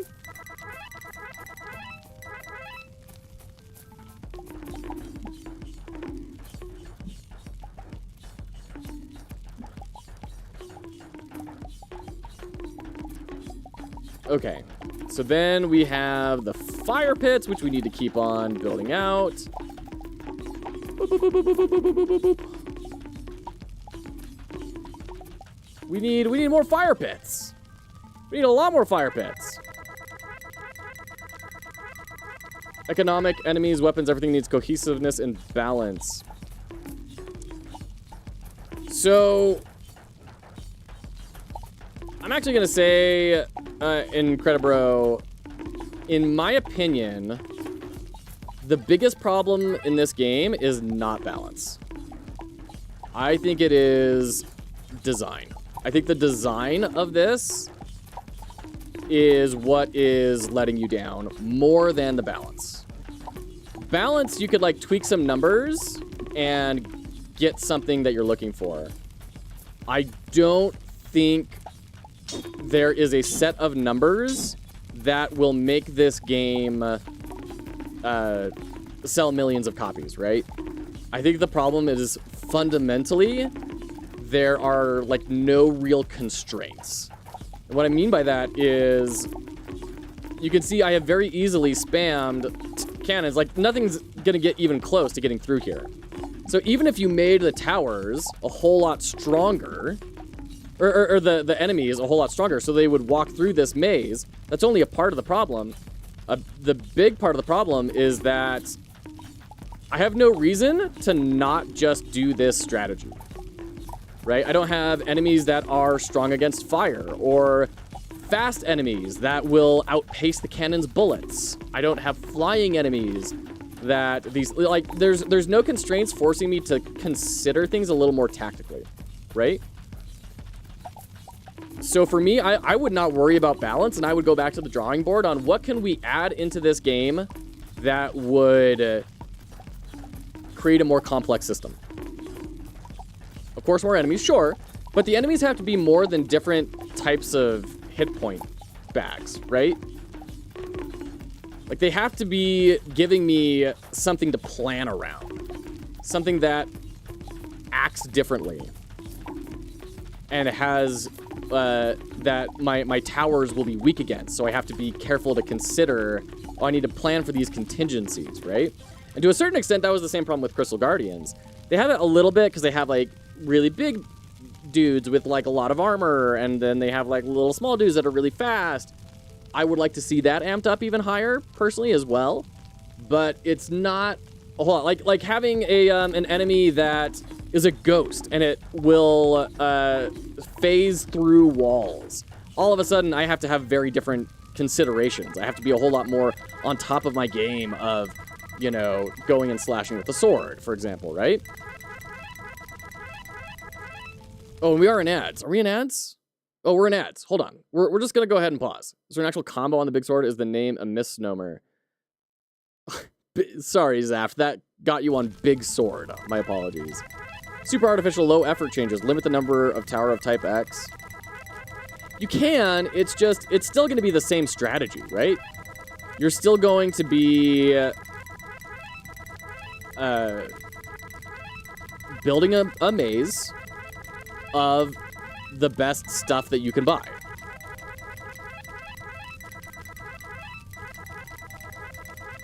Like, I don't know why I would ever get the gun, you know? Level design can help you out here. Like, honestly, Orcs Must Die, I think, would be a really good inspiration game to dive into and evaluate what do they do? What are their different types of enemies? What are their different types of towers and weapons? And how do they all kind of complement each other in a system that builds? Bonk. Bonk. Because as of right now, that's my big concern is there's just no constraints. There's no reason for me to do anything differently. I played so much competitive Orcs Must Die. There you go. There's a whole meta of getting high scores with very specific trap setups. See, and there you go. That very statement says there is a meta, there is a strategy, there is something that people had to puzzle out and work out. I think it crashed. And very specific traps, right? You have to combo things together. So I don't think it's your balance that's letting you down. Not right now, at least. I think the thing that's letting you down is just the core design. And if you add in a couple more levers that you can pull, then all of a sudden balance becomes more of a concern and you can start to adjust things. That's my 2 cents. My 2 cents. By the way, good to see you, Alex, over on YouTube. Thank you so much for hanging out. I appreciate you. Yeah. I don't know. Is that making any sort of sense, Incredibro? Do you have any other thoughts or comments or disagreements or concerns?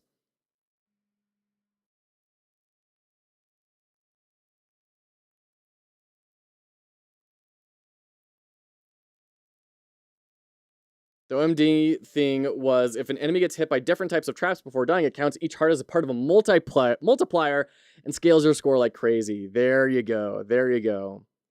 Yes, everything makes sense now. Okay, I'm glad. I'm glad to hear it. I hope that's helpful. You know, I'm excited to see what your next project is, and I think this is a very well-made project in a lot of ways. It's clear a lot of work got poured into this. Easter egg. So I can't seem to actually run the game anymore.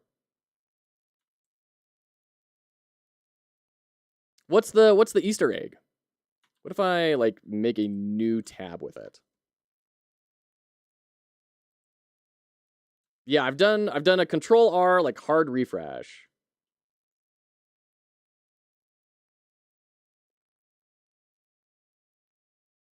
Let's see. Yeah, no, it's struggling. What if we do a like incognito browser? Ah, there we go. Okay, let me change my Chrome over real quick. There we go. All right. So what's the Easter egg? Is it I thought I saw you guys mention something about the beach balls. Do I have to punch the right one? Do I have to get them into the ocean? Destroying the balls? How much health do the balls have?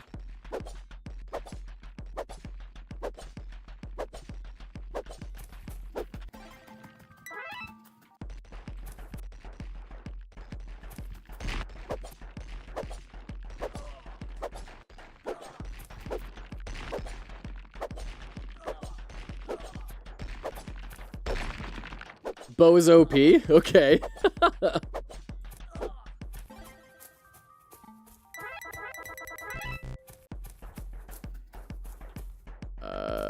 Bow. Oh, wow. Okay. I see. Got it.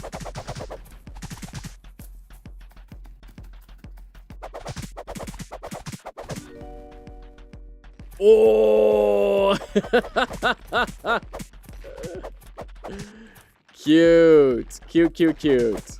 What is this shape? What is this?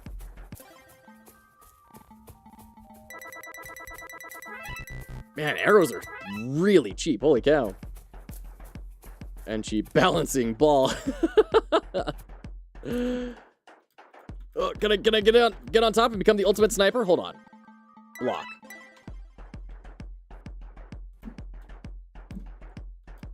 Come on, come on, come on, come on. Ah.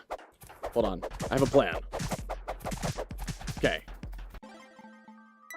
Blocks. Get away from my plan. Back off from the plan. Oh, you can't put blocks on top of each other. Okay, so, crossbow? Come on, come on. jump, jump, jump. Yeah, made it.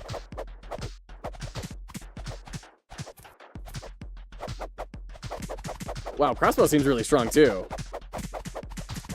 I'm a shining golden god. I am the king sniper. Found an asset called Luxury Ball. I love it. Love it, love it, love it. There you go. That's Monsters on the Island. Very cute. I love the sunken castle in the background there. That's very like, ooh, what world is this? Very fun. Yeah, 0 cooldown bow is pretty fun. So I mean so here's the thing, right? When you observe people playing and you're doing your playtests, you're doing them early because you want to find the fun. You don't want to spend a bunch of time on something that isn't fun, right? So you're doing your playtests really early, and you find people doing stuff like this where they climb on top and they get on their bow and they're having a lot of fun doing 0 range cooldown. You then, as a designer, think, how do we present enough challenge to get to that point where they feel clever that they've done it, right? Build in cooldown upgrades, build in building blocks, build in all these different things to allow people to create the sort of fun that they're looking for. So, Kara randomly gave me a castle wall. I think it's cool. I like the castle wall. I like what you did with it. I think that was very, it was a very atmospheric addition. Oh, you can hold the bow in. I don't even know why I would hold it in. I mean...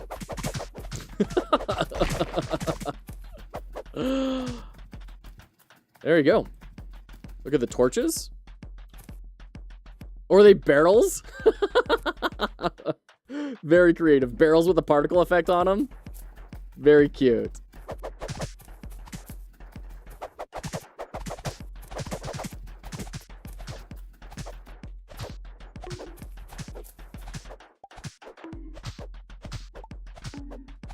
So there you go.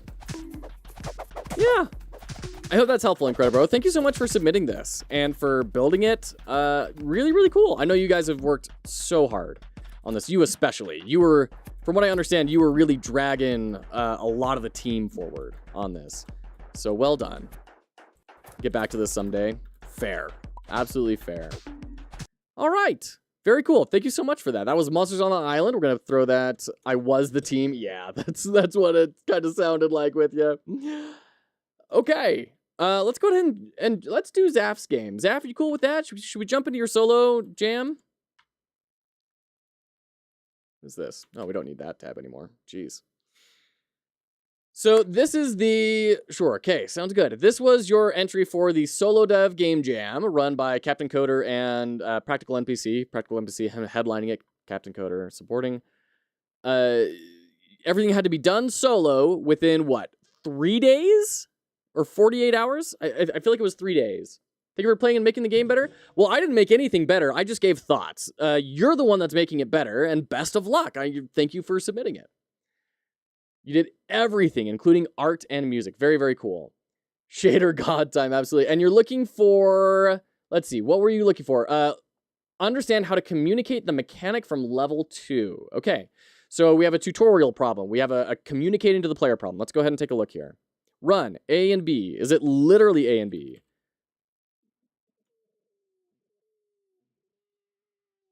Okay, I hit full screen and nothing is... Did my itch just die?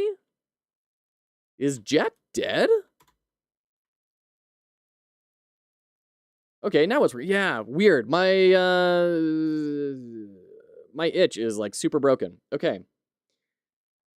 No shaders. There you go. An impractical main character has bestowed upon us a curse that blocks us from using any controls. That'd actually be a fun multiplayer game component. Like, take away each other's controls. Be kind of fun. A brave magician, practically a wizard, okay, somehow managed to partially block the complete annihilation of all controls. Thanks to the wizard's cunning, 2 buttons still function. We will refer to them from now on as A and B. Before we start this story, I always forget, what was the magic practitioner's name again? Foxy. Hello. Ba-dum-bum-bum, ba-dum-bum-bum. Hey, I see that C. I see that C. I see quotes and commas. This ain't 2 buttons. Impractical main character equals not practical NPC. Super funny. Oh, very funny. Okay. So we have A and... Whoop. Okay, so switch direction and jump. Baba, ob, ba. Okay, do we switch? Okay, we do switch when we hit a wall. This is rad already. Like, the polish on this is fantastic. The squish squash, the jump feels great.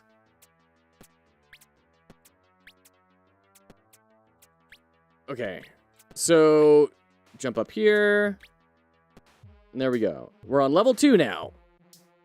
This is what we're wanting to pay attention to. So we can't jump up there. So we gotta go over here. Can I... What? How did that happen?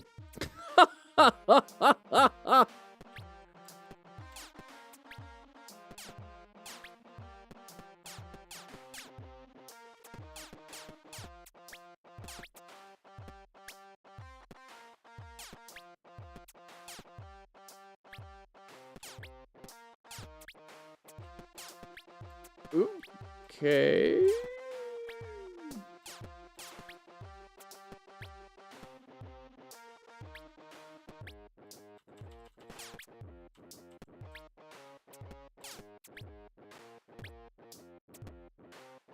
So my first instinct was you can only do it when you're in shadow, but that doesn't seem to be correct. Is it like charge based? Like, do we earn charges by bumping up against the wall?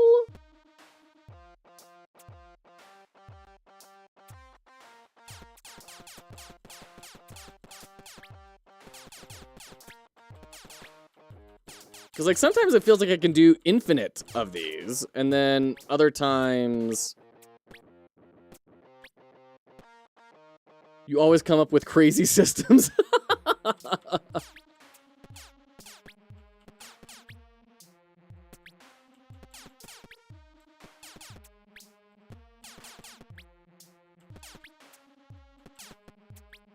So maybe I just can't do it when I'm in the air? And I just have to... Oh, no! You just can't do it when you're in the air. I could have sworn I was doing it at times on the ground and it wasn't doing anything, but I mean, obviously that was apparently wrong. Okay. So, this is a pretty simple thing to try and address. There's a lot of different ways that we could communicate that system. Oh, suck. Gosh dang it.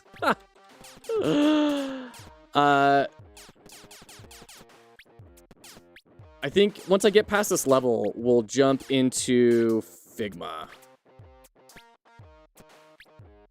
There we go, and then blast, blast. No! Oh, you're so cruel. Oh, brutal. No words, though, because when you beat the game, all the ba ba ba ba ba becomes real text. Sure. There we go. Ah. Brutal. Yeah, we can definitely communicate this without words. 100%. Easy speasy. Okay. I really want to beat the level, though. No! Zapped! So mean! This is so rude! Knowing you, though, it feels like this little ledge down here is something we can hit if we're good enough.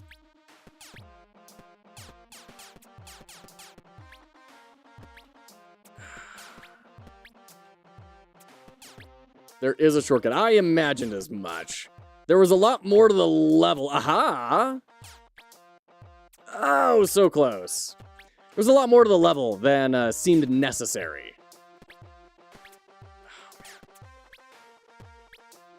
There we go.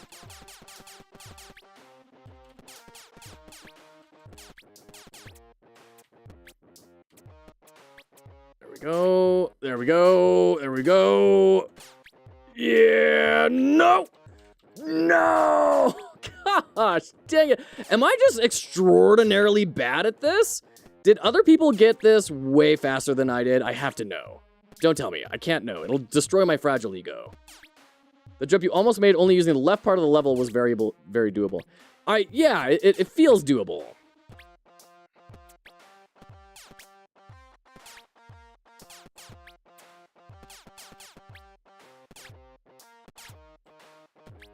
Oh, gosh damn. The others simply never got it. Oh, shoot. Come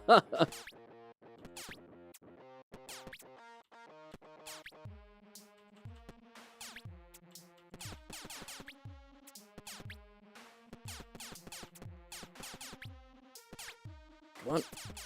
Yeah, nope. Not gonna glide over there. There's gotta be some other way to do this.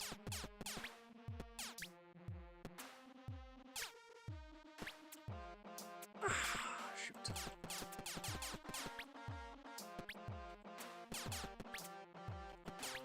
All right.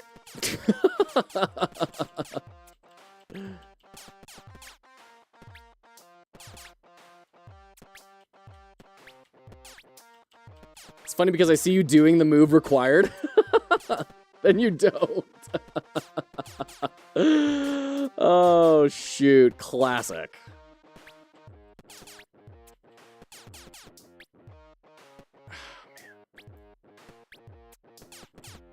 Seems like momentum, it doesn't seem like there's friction. There's only momentum loss from running into a wall, right? Ah, shoot.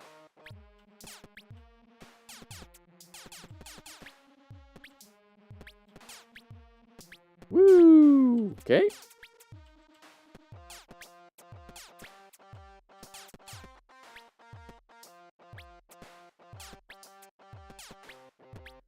I was wondering if maybe you could just jump up from that platform. I don't think there's a way to do that.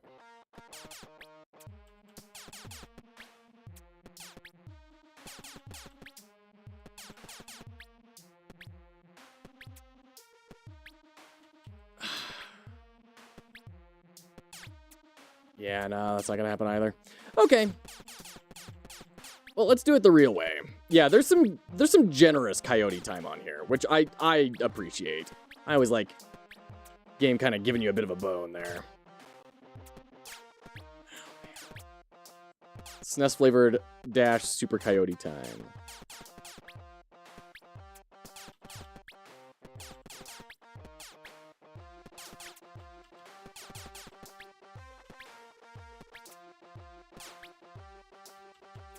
Yeah, I don't know. Man, I am struggling to execute on this. The good news is, what you're looking for feedback on has nothing to do with my ability to execute on a platformer. So, we'll be able to fix this pretty quick, I think. Oh, shoot. I don't know why I keep trying that, thinking it's gonna work.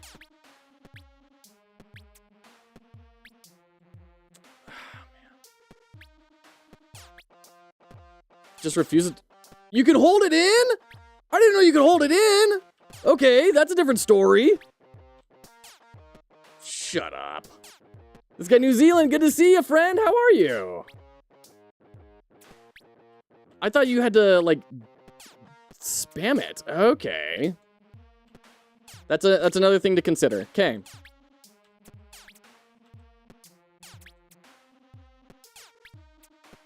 You have two buttons, you didn't try to hold it? No, I didn't try to hold it. I never once conceptualized holding that button.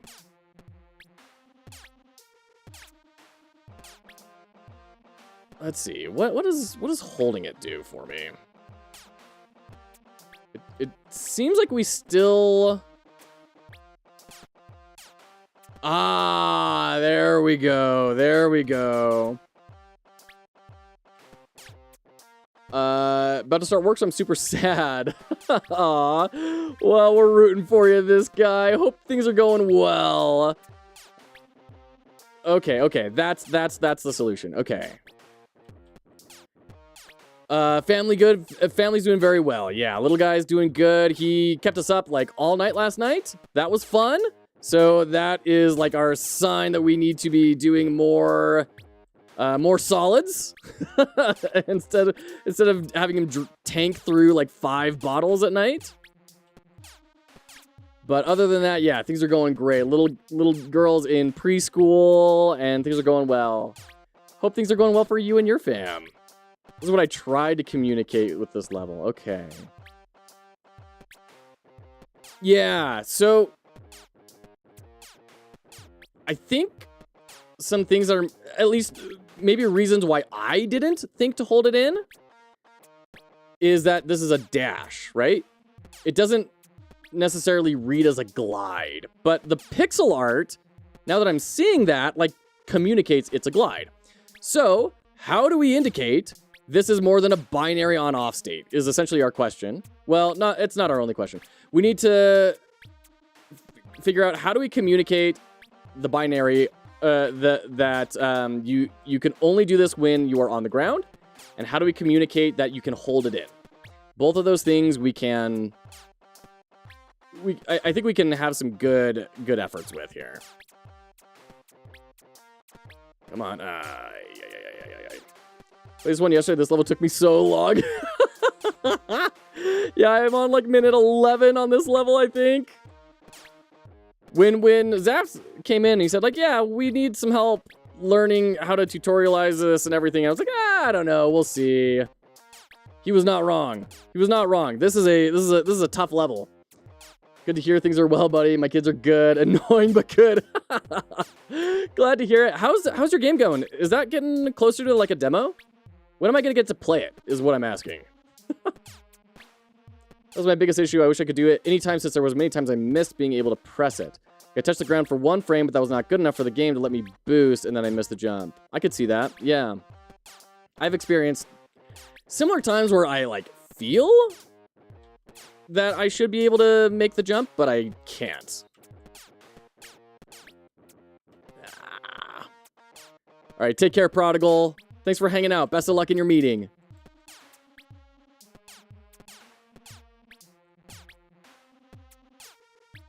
Come on.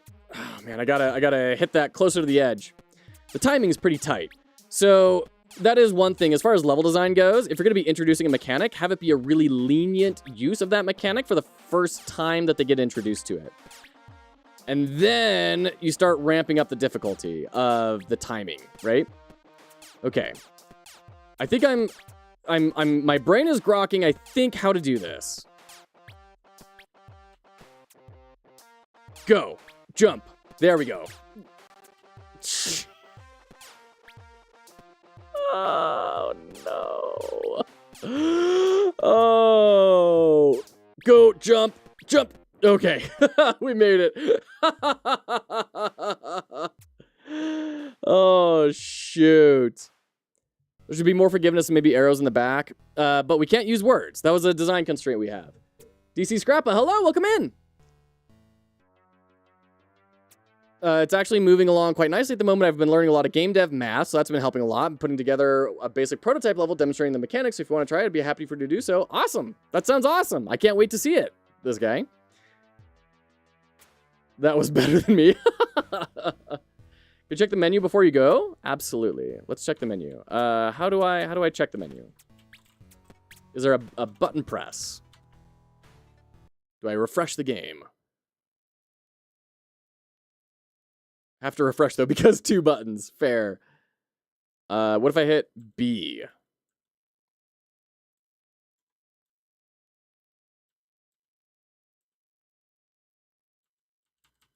I can't hit B. I have to hit A. Okay. So you hide this the first time around. That's a good idea. Very, very, very cute. Okay, so we got our direction swapping. We got our jumping. The leaderboard. This is very clever. Okay, so this is a good example of constraints and all of the... Oh, that's cute. Constraints creating a really cool idea, right? Who would have thought to have your character exist in the world with the leaderboard? That's rad. That's very rad. It shows real names if you beat the game. That's hilarious. I love that. That's super cute. Guessing that's Godot 4.3. So consonants are B, vowels are A. Is that how I'm looking at this?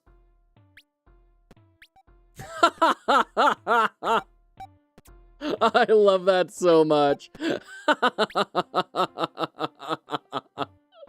Oh my gosh, that deserves to go into one of those like horrible usability competitions.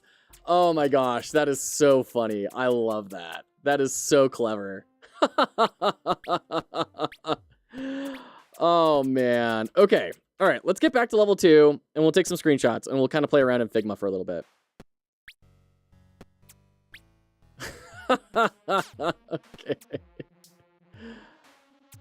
We're gonna go ahead and grab a quick screenshot here. We're gonna jump up. Screenshot here. And then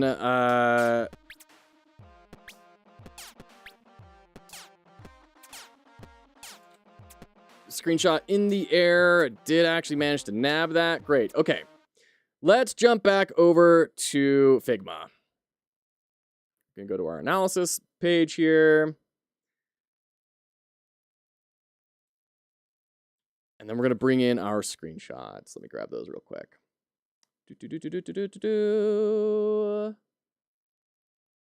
Gallery? Yeah, there we go. That'll work. Drag those in. Okay. So here we have our game, right? Oh, I didn't quite get the dash. We'll get there. Actually, it was 2-day, yeah, but it was a 3-day jam. It's really, really impressive. Really impressive for a 2-day jam. Oh, and I like the subtle texturing in the background. Like, the pixel art genuinely is really strong. Like, really well done on that. So. Oh, and our A button is gone. Interesting. All right. So let's explore some ideas here. First off, we're going to have like, we're going to talk about how to communicate the on-off state first. Oh, we have ads. I'll get some stuff set up here. And before we start talking about different design ideas, I'm just going to kind of get some tooling ready during those ads so that we can ideate more quickly. So don't mind me while I do that during the ad break. Grab a screenshot of this. Hydrate. Incredible, thank you. I actually do need to hydrate. I'll be right back.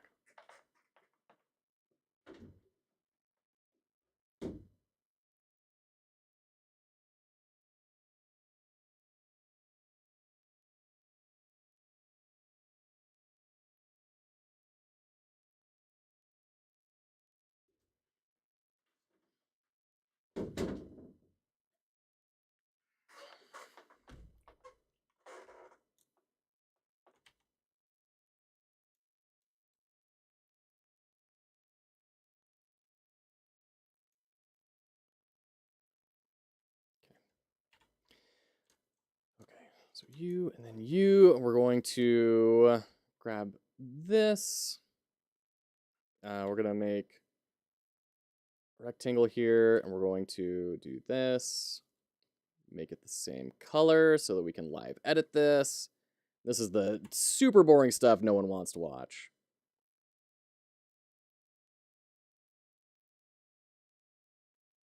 We're going to painstakingly recreate pixel art in vector. This is the sort of high quality content that nobody cares about. Okay,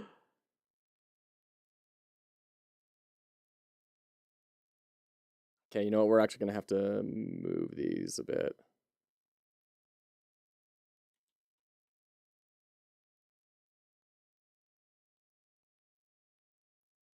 Let's do this over here first. Boop, boop, boop, boop. Boop, boop, boop, boop, boop, boop, boop, boop, boop, boop, boop, boop. Down. Okay, and then drag you down over here. Come over here. Oh dear, we just broke that, didn't we? All right. There we go. We're going to recreate all this. Oh boy, you're not wrong. We're going to grab just a quick approximation here. Okay, and then we're going to make a new one. I can do it a faster way if I'm not dumb. Over, down, over, up, over, up, over, up, over. Here we go. Okay. And then there. Okay. So you are a shape. And you are a shape. We're going to... Unions? What is going on?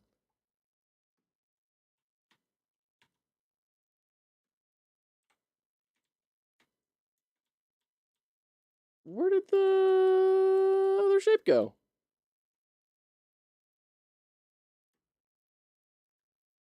Ah. That's our problem. Okay. You are not your own shape. You should be your own shape. So we're going to take all those points, cut.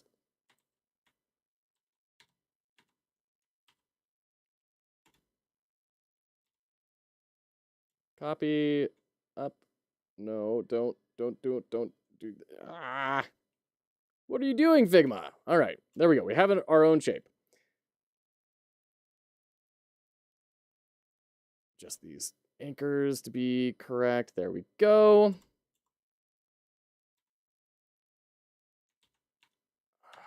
Ah, come on. Come on. What are we doing here? Okay. We'll do this. There we go. Okay. Now we can merge these shapes together. Great. Now we have our shape. Okay.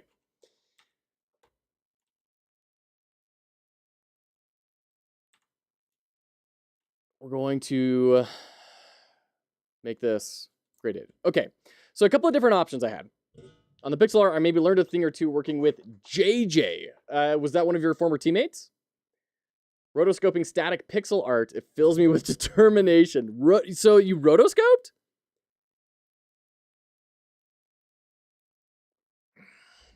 The mechanic doesn't allow for a movement puzzle that cannot be solved some other way except for a very large big gap. I don't know that I agree with that, especially when you're introducing the mechanic.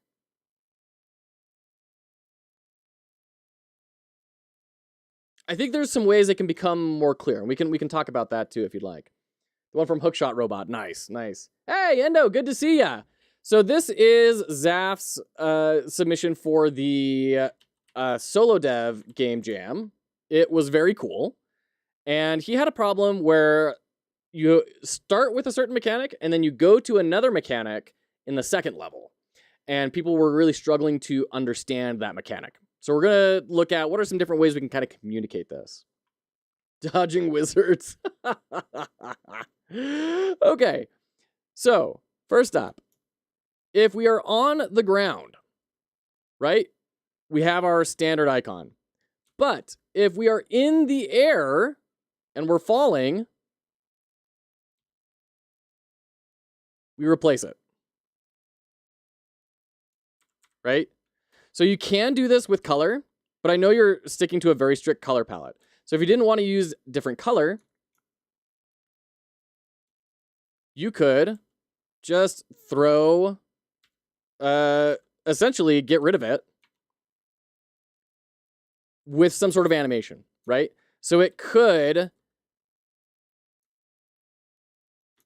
if we do this, it could, when you're playing, you jump into the air, and we have like a particle effect where it winks out of existence. You can have it shrink really fast. You could, any sort of motion to draw the player's eye over to that area.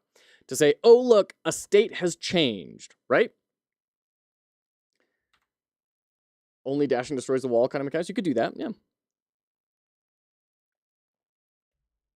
You could, when you are on the ground, so you could have the dash still be there in the air if you wanted to go that route. And when you're on the ground, So this is like another version here, another exploration. You could have your particle effects trailing off of it. You could have a stream of particles. And then when you are in the air, the particles stop, right? That's another way to kind of indicate motion. A little annoying, I feel, to have those particles running all the time. It wouldn't necessarily be my first approach, but it's something you could explore and see if you like. Like the air ground is the easier one to solve. Absolutely. So let's talk about charging up, right? How do we indicate that this is more than just a binary on-off switch? The easiest way to do this, in my opinion, let me grab my little square of color and my shape. Where's my shape? There's my shape.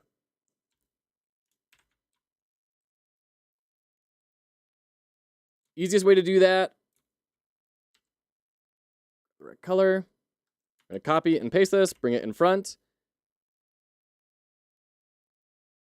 And then we are going to put a mask on this. Use as mask. Right here. We're going to copy this color. That's how you indicate it. Right there. So you hit the button, this starts draining down. The color starts coming out of it, right? You could do it top down. You could do it left to right.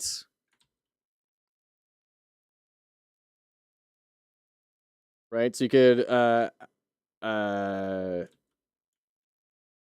start from the top down, boop, boop, boop, boop, or you could go right to left, boop, boop, boop. I would probably go top down, personally, because the player is already looking at the top, and then when they come down here, they're going to observe that action a little more naturally than having to kind of catch up with it over on the side. In retrospect, pretty obvious. Didn't think of that. In retrospect, everything is obvious. That's why design is important, because it helps people find that obvious when it's maybe not as immediately apparent. And then when you're under the crunch and you're under timelines, you got to move. You know, you just go. You get caught up in preconceived notions. Center to edges, make it unique. What do you mean, Memphis? I think another interesting thing could be if you rotated that. This is probably not a great idea, but I kind of want to just explore it. Because then you would have your... Where's the mask? Yeah, no, that's not what we're looking for. It's this guy? No. This guy? Because then you have more of that natural thing, but then you're kind of interrupting. This feels more like a rocket instead of a slide. That's a problem, right? So I would just say the quick and easy fix is just a color charge out, right?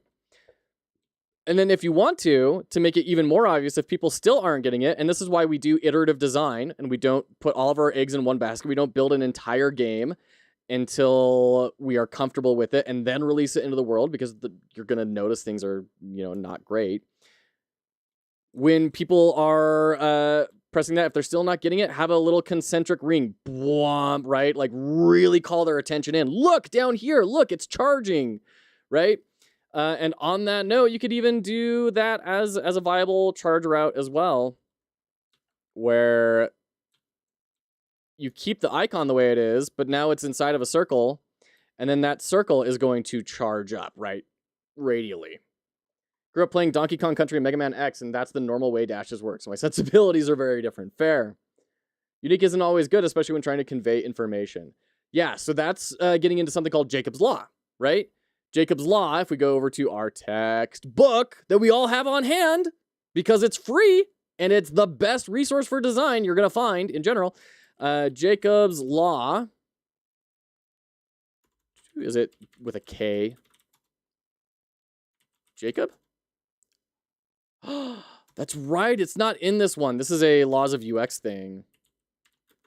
Jacob's Law. The anti-fun law. Here we go. Jacob's Law. Users spend most of their time on other sites or in other games. This means that the user prefers your site to work the same way as all other products that they already know. So Zaft, You came from that background experience. That was your understanding of convention. What you were observing when people were playing it was that they didn't have that same convention. So we have to find that way to communicate it, right? Make it a 10 by 10 grid and randomly fill the positions with a color unit. It's all filled. Until it's all filled? What? Oh, shoot. Deja vu. I think modern platformers are poop. Like Celeste, you're not a big fan of Celeste? Hollow Knight, all that sort of stuff? So anyways, this like I said, this is a pretty simple thing to try and solve, right? You can add any number of embellishments to draw more attention to it, depending on how people are playing. You probably want to do the least amount necessary for people to understand the idea, because they're going to be pressing this button a lot. You don't want that to be something that they do a lot. You don't want that to become annoying, right? You got to really carefully walk that line of draws attention to itself so it's clear, but then also isn't annoying. And to what Endo said, to Endo's point, if this is the first level, what you could do is have a little cave painting of the guy, right? Just like Endo was saying. Grab these kind of dash lines. And then have your A button here. And this is like for the tutorial, right?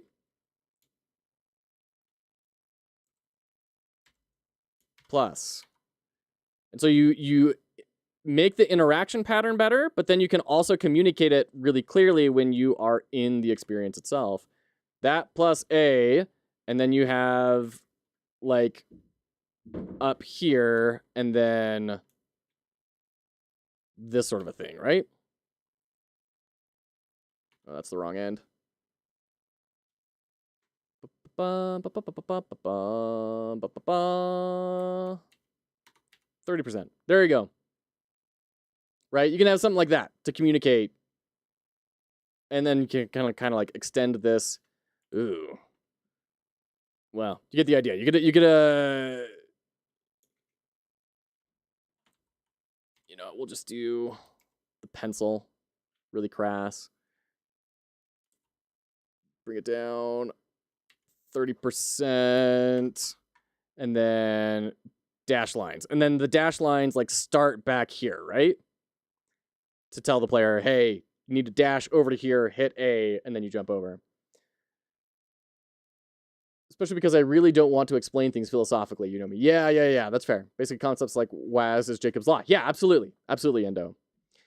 It's way too much hand-holding for my taste. And that's fair. Like I said, like I think just through good UI, you can create the understanding of how the mechanic works. Right.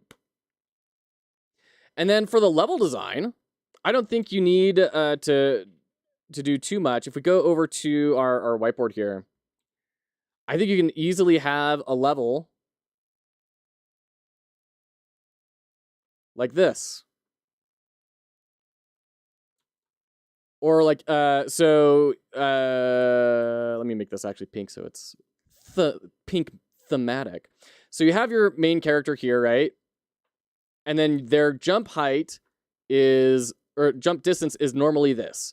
So you say, here's this platform you can jump to. You feel comfortable, and it's like near the edge of what you jump, but we already went over that mechanic in the last level, so we're comfortable with jumping. And then you present this way out here, which is like and then X. Like it's a very obvious, there's no way you're going to be able to do this. Then they have a very tight connection of, oh, I need to manipulate this new tool that I have. I think the problem with the second level right now is that it would be a really good later level, because you start off, you go down, there's a big thing, and you have to kind of walk all the way around until eventually you get to the mechanic of having to dash off, right? So there's just a lot of stuff in between that's interrupting the learning, and that's actually quite difficult to actually pull off. So the times that you get to practice this and observe the difference are really low, and you're mostly just trying to master this part. So I think a much more simple level, something like this, would get you through that a lot faster. It's a tough line to walk. I need you to understand this, so I kind of gotta over-explain it, but here's a concept that is great but not necessary, so I won't handhold you. Understanding what mechanics fit in what categories of challenge. Yeah. Start with a level that was more lenient, and people explicitly give the feedback that they could almost make it with a normal jump. Yeah, so like, just make it super simple to introduce the new mechanic, and then exaggerate the difference. And if you need to extend that dash amount in order to make that obvious, then I think that's maybe that feedback, right? The feedback that you were hearing of, I can almost make it with the jump. So if the jump distance is actually over to here, and then they fall here, yeah, I can understand what they're saying. In which case, I would say you either gotta decrease the jump width, which feels not great. I wouldn't necessarily go that route, or increase the width here and increase the dash amount just to make it feel that much better, right? My 2 cents. I am not a professional level designer. I have not professionally level designed. Those are just my thoughts on how to accomplish an experience, which I have done professionally. So people can almost make it. They'll beat their heads on the wall trying to make it work. Yeah, absolutely. I don't know. Is that helpful, Zaft? Have we answered your question? Have we supported at all?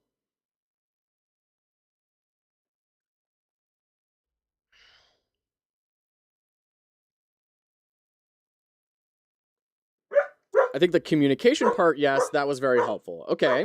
The level design, you took the same steps I did. Fair.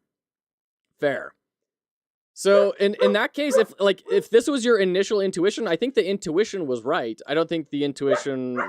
if it were me, I wouldn't have changed the level. I would have changed the mechanic to be more obvious. Because what I'm hearing there is the dash doesn't feel powerful enough to use in that sense, right? It doesn't feel different enough where I can quickly differentiate when it is or is not needed. That's why the tutorial turrets in Scholar absolutely one-shot you and shoot way too fast. I saw those freaking wizards trying to tank and dodge their way through the tutorials. Yeah, fair. Well, thank you, Incredibro. I don't know. Zaft, happy to keep talking about this if you feel there's more you'd like to discuss, or if you feel that there's maybe some of these ideas don't quite work for you and you'd like to maybe explore other ideas, definitely open to that. But there you go. It'll teach all wizards to dash. You'll see it. It's great. I'm satisfied and thankful. Okay, great. I'm glad to hear it. If there's something that I can do to provide more targeted and appropriate feedback that's more helpful, I'm definitely open to hearing that.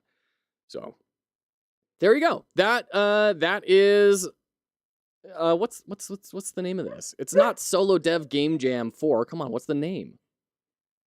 In any case, AB. There you go. That is AB. Definitely go give that a check. As with all Zaft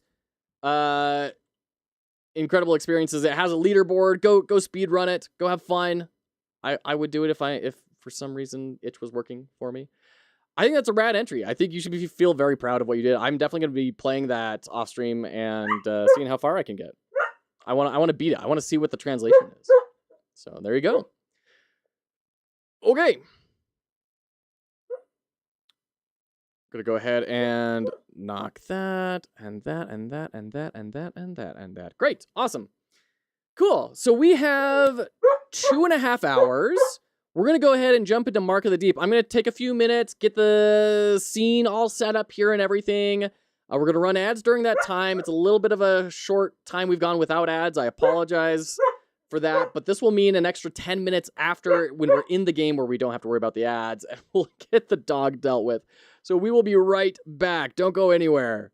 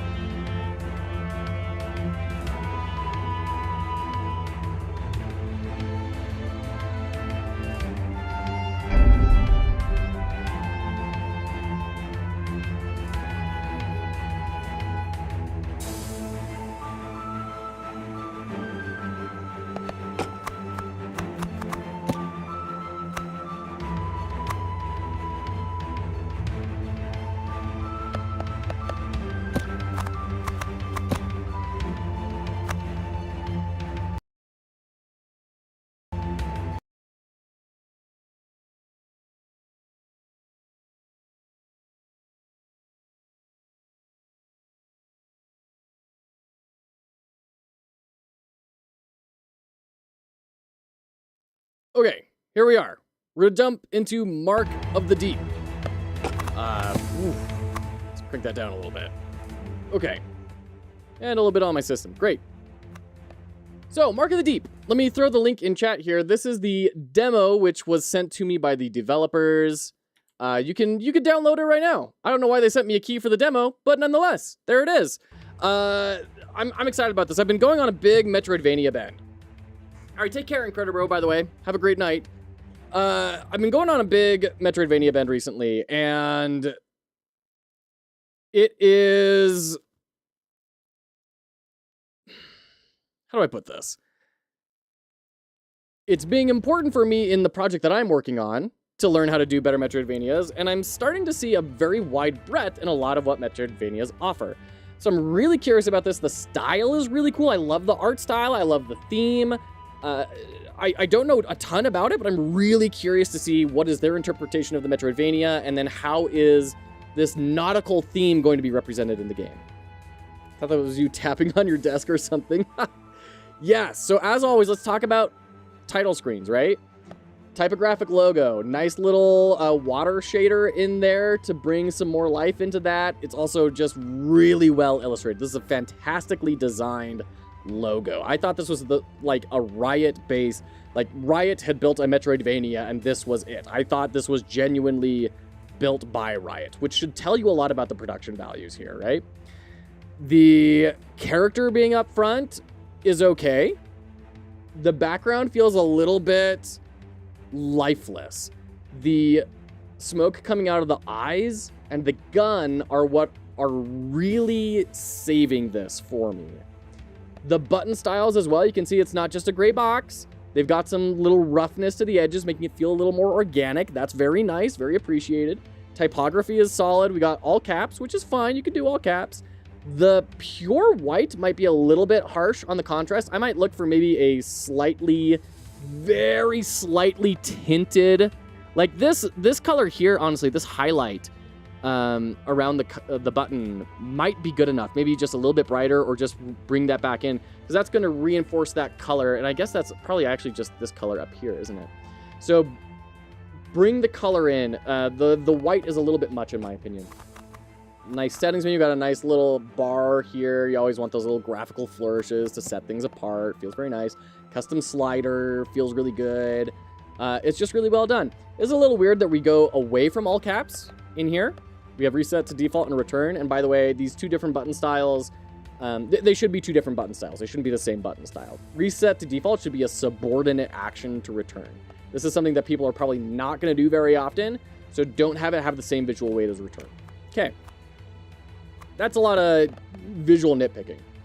What's wrong with gray boxes? There's nothing wrong with gray boxes, but I see a lot of people just throwing plain boxes at games that are a lot more thematic. So if you're doing Thomas Was Alone, a gray box is fine. If you're doing a more abstract experience, that's fine. But this is clearly very highly rendered. This exists in a world. And so by taking the little bit of time to create the weathering on those buttons, it enhances that feeling of it being a world. So let's see here. All right, take care, Endo. Take care, Endo. Thanks so much for hanging out. Mothman, thank you for the clear hats. Forgot to paste this, just giving you a hard time. All right. Fair enough. I love the introduction of vents, then combining vents with the dash. Ooh, looking forward to that. You're my nemesis. All right. Let's take a look here. We got gamepad support, so we're going to dive in here. Ooh, the numbers feel way too far to the left. I would love those either brought all the way out or scooched in a little bit more. Okay. And then deletion, that needs to be a danger color. That looks like a next, just purely based off of color. It needs to be a lot more scary. Achievements cannot be unlocked on save slots where God mode is activated. Okay. The number is misaligned vertical. Oh, interesting. In the relentless pursuit of immortality, humans have sailed boundless waters across the epochs. Like the explorers of old, we yearn for this fulfillment as we covet the dances of the gods, always visible, yet perpetually out of reach. Okay. From the journals of Captain James Ramsay of the Angry Mermaid. Interesting poetry to start us off. That's definitely a mood. Nice cinematics. Rad. Okay. We've got our fish hook. Oh, dang. Are we dead? Are we a ghost? Oops, sorry. Oh, wow. Okay. Was that like a skull in the explosion? Do you know the devs of this game? I put the link in chat. Sorry, let me, you know, I'll get it after the cutscene because it cuts the sound out when I all tab out. It's by Mad Mimic. Mad Mimic, and I'll throw the link in chat in just a little bit. 1, 2, 3, 4, and 5.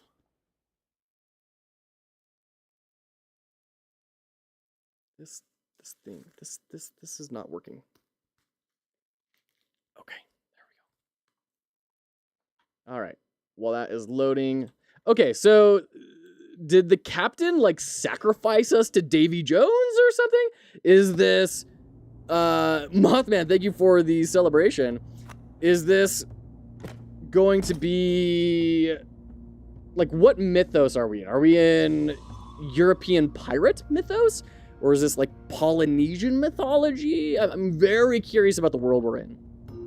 Hey, chat, you're great. And ton of fun.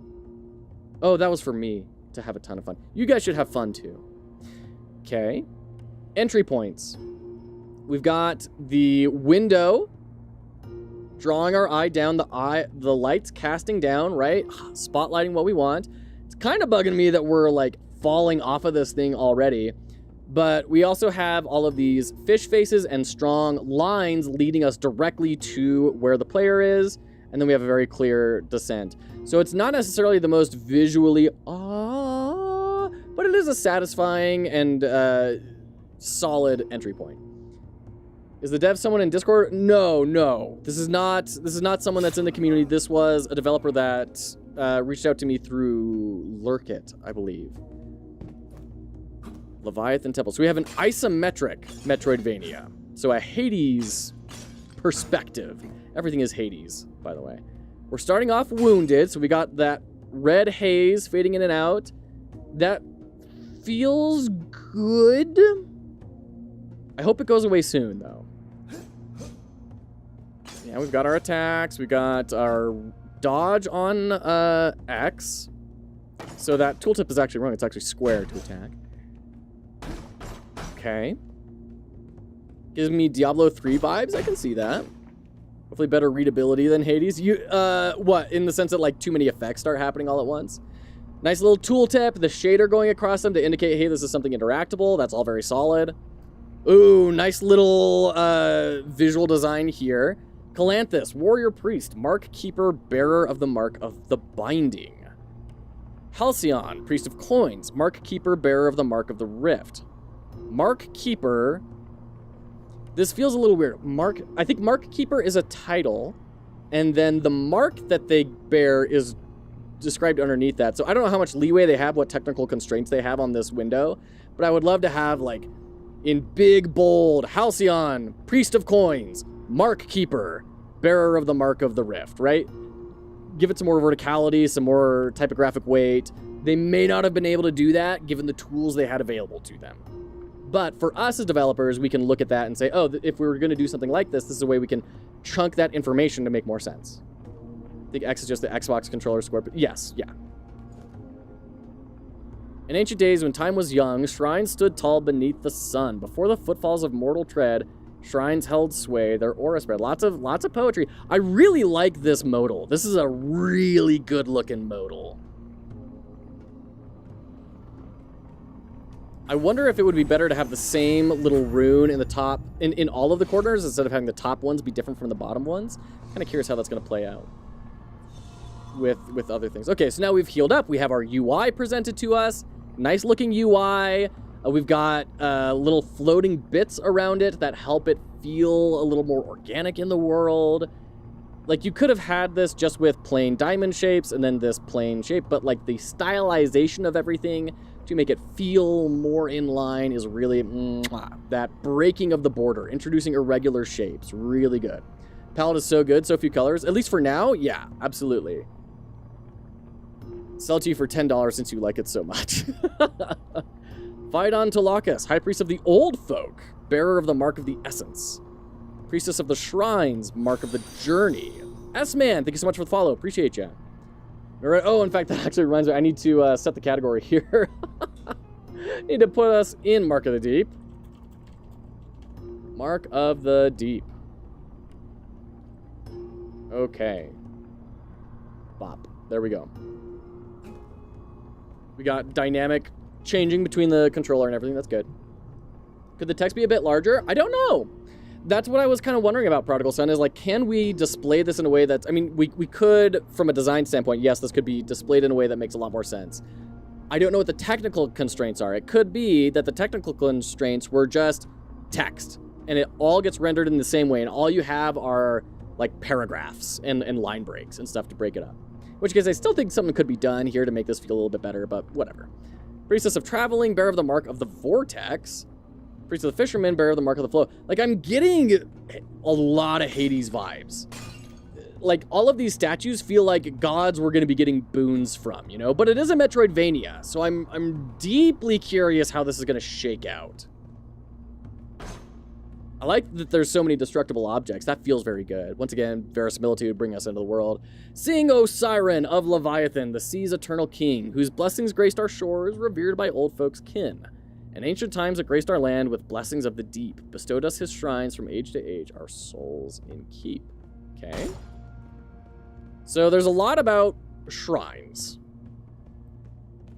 Got a ladder. Nice little particles coming up there to draw that out for the player. I'm sure they had in early playtest people that just like could not figure out where the ladders were. Would hide the gold until you get the first coin. Sure, I could see that. Purple on the blood for the enemies is interesting because they are the same kind of ghostly color, but then blood is purple. Very contrasting. Attack the button to activate mechanics, okay? Feels like the module for this text is lookalike what the character sees on the grave. Yeah, maybe. Okay, interesting. So you don't step on that, you have to attack it. That's interesting. I wonder if there's a way that that could have been a little more visually communicated that so that you didn't have to have that text there, right? There was a way to say, to have it immediately apparent you're supposed to attack it. Pickables can be found around the island. Rookie's collected pickables can be consulted in his inventory. Okay. Soul Gem Fragment. Gathering 3 Soul Gem fragments will increase your overall SPs. This is, so like, this is good in that it's a Metroidvania. I have explored. I have been rewarded very early on. That's good. They just introduced a whole bunch of new stuff to me that I got out of sequence. So the game has not been able to tell me what is SP. The game has not even told me my name. I guess it's Rookie. There's a lot that kind of happened there that maybe shouldn't have. So we can charge up and use a strong attack. Whoa. Okay. Cool. The game's feeling a little choppy on the charge attacks. It was a little choppy when I first attacked the slimes, too. I wonder if it's, like, loading in some resources at that moment, and now that it's loaded, it'll be okay. Okay. Like, if these don't ever come back up, then it could be, like, a rickety type sort of dummy or shrine or something that looks like it's about to fall apart, and then you smash it and it destroys, and... I mean, they'll probably toggle back up. They'll probably do that with puzzle design at some point. Also, the arrows kind of indicating where different entrances and exits are. That tells me that, once again, they had struggles with their playtesting of people not knowing where they needed to go. Which I think is an interesting thing. I also think that the torches probably do that enough. But also, I kind of like the style of the arrows. I'm kind of curious how that's going to play out over the course of the game. It does make it feel more like roguelike and less Metroidvania, in my opinion, but I'm curious how it's going to shake out over time in the context of the game. Okay, so we've opened the big door. Only took 1 damage, MLG Pro. Can we... Is this a hidden thing? Oh, okay. Nice. Leviathan's Blood Fragment. Gathering 4 Leviathan's Blood Fragments will increase your overall hit points. Okay. Rad. Nice little pop in there, very satisfying, good design elements. So the way that I found that out was this orange glow. That's the importance of good level design. I thought this might be like an infinite pit that I could jump into. No, I could not. That was a hint to go exploring over here. Very well done. That was good. That was a good little hint to the player. Can you turn the camera? This is all I can do with the camera. I just pan it around.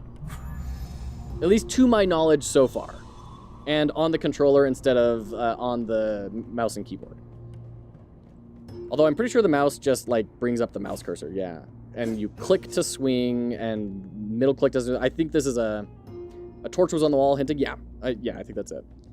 Ooh, we getting a boss already? Yo, is this Dark Souls?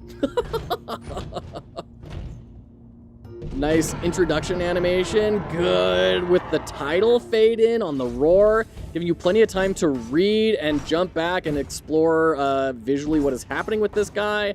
That was a very solid introduction. I am taking notes on that. That was really good.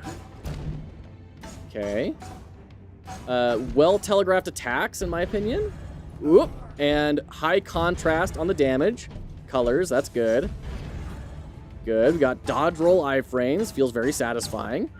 Ooh, and diegetic health bars. Love it, love it, love it. I was thinking, man, I don't want to wail on this guy for like 20 minutes and never know if I'm going to be next to killing him or not. But we're seeing the cracks coming out more and more.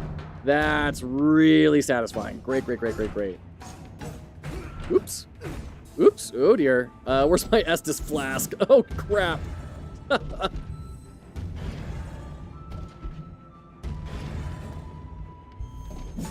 Heavy attack. Oh, there I go. This is a legit question. When it comes to isometric games, what makes them interesting? Why would one want to use it in the first place? Isometric games are good for a lot of reasons. Prodigal, one of the worst things to build is a camera system.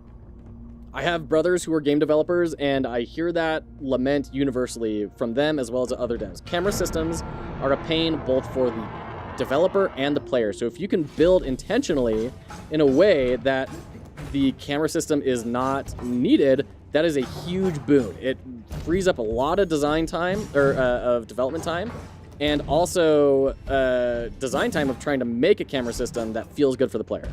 So there's a constraint thing, but also it creates a feel, right? This feels very different than if it were like, imagine being in this experience in first person, and then in an over-the-shoulder camera.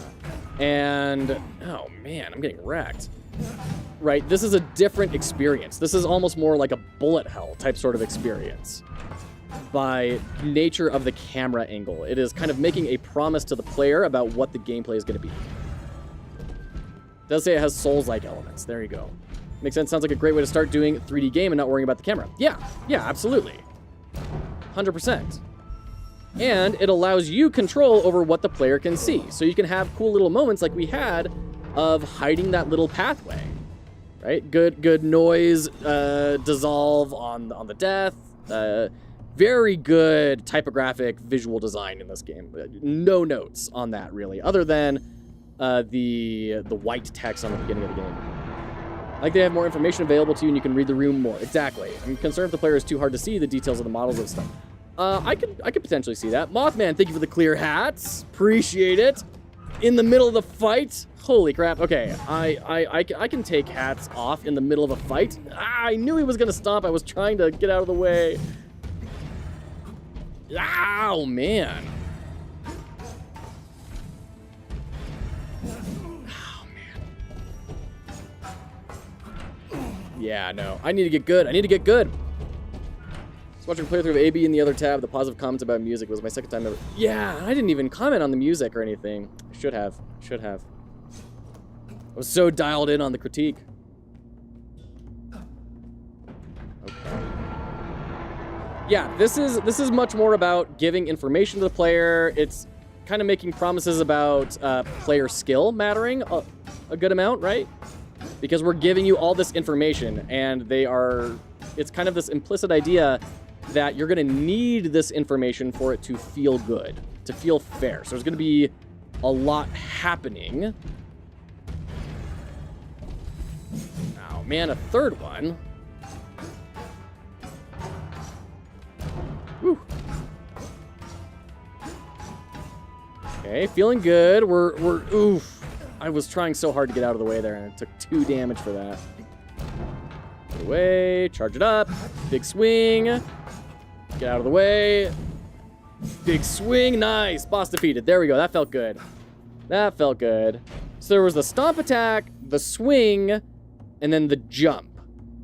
That was a fairly simple boss. Okay, so we got the purple, the blood color we've been seeing, high contrast as well. Good visibility. Hold on. Ooh, what's going on? Okay. Firearm acquired. Okay. Cool. Flintlock. I've been learning this from my exploration in tiny metroidvanias. Getting rewards faster than you expect feels really good in metroidvanias. It feels really good. And so providing that flintlock right out of the gate off of a really fast early boss fight is going to cue the player up and say, ooh, we've got a lot of stuff coming down the line. I'm going to be getting rewarded. Very good. Also from just visual design, having these kind of be like these Polaroid type sort of things, also kind of treasure maps, the indents on everything feels good.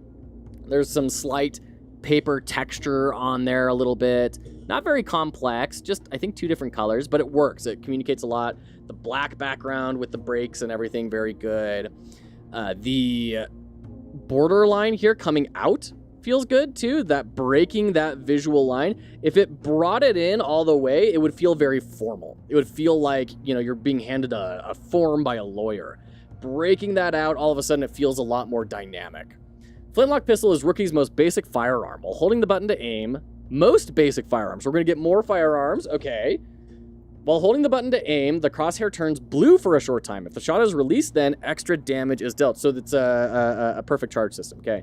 Shooting requires SP, which can be replenished by hitting enemies and breakable objects. Oh, so that's why there's so many breakable objects. So there's our gun. If I just hold it in, okay, it will auto fire, and now we are out. Okay. Cool, and I see we've got, I guess it's up there for you guys. The diamond for, I'm guessing, the different firearms we can have. And I immediately thought, because of that circle, I think, oh, this is like the D-pad. So I started pressing the D-pad, and you can see when I press left, it's compressing a little bit.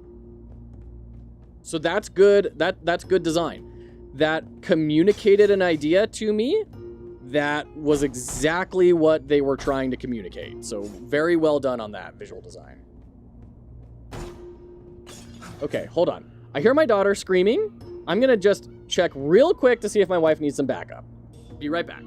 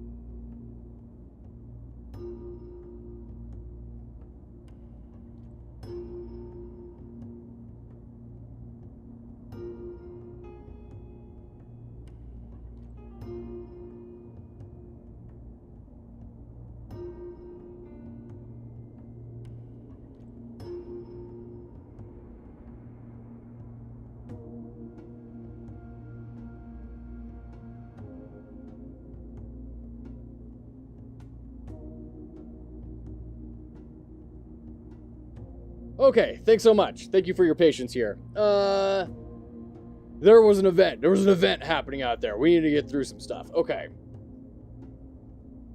Let's see. Let me get caught up on chat here. Drums, good to see you. Welcome in.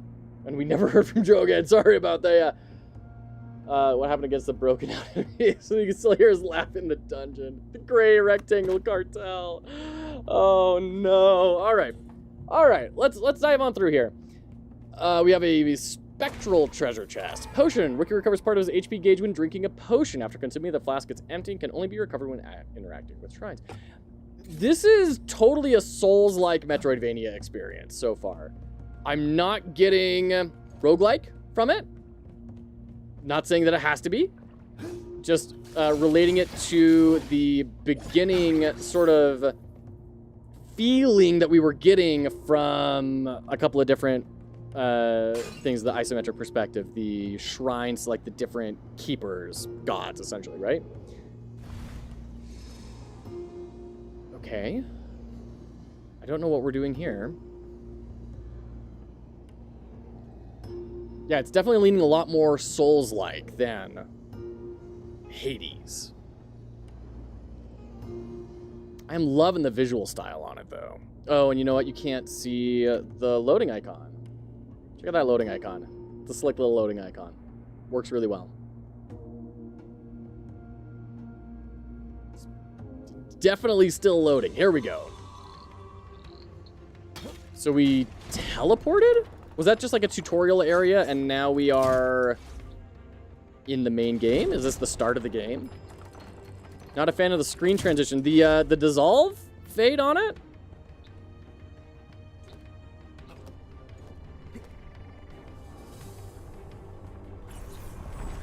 Interact. We got our bonfire. That might be a little much. I don't know that we need to fade all the way to black on going to the bonfire. And in that sense, I'll agree with you, Zav. Trinket acquired. We had a purple outline on that. I was wondering if that indicated rarity. My supposition is kind of being confirmed. Lucky coin. Okay. Trinkets. Trinkets give perks to enhance rookies' abilities or even grant him new ones. They can only be equipped in shrines and can be consulted in rookies' inventory. Okay. Yeah, very Soulsy. Very Souls-like. Hold RB to equip trinkets. Interesting. Okay. Rookie gains additional gold when defeating enemies. Trinket slot cost 2. Okay. So there's our early on farming thing. We saw that the other day in Waco, Mass Gatherer and everything as well. Very my first shader dissolve transition contrasts a lot with how the game looks.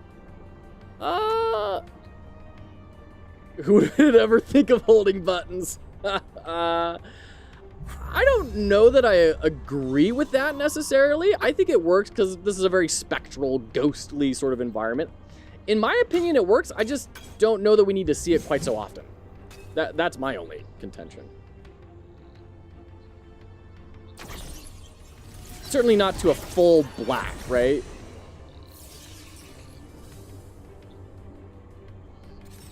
Ability acquired, just straight up. Okay, this may be a little bit too fast on the unlocks, contrasting to what I was saying earlier. Mark of the Binding. Mark of the Binding allows rookie to... we read that on one of the shrines earlier. Throw his hook and latch onto walls and enemies pulling him towards it. Pressing the attack button during the effect of the Mark of the Binding. Rookie will generate a powerful slash upon arrival, dealing damage to enemies around him. So right trigger. Okay.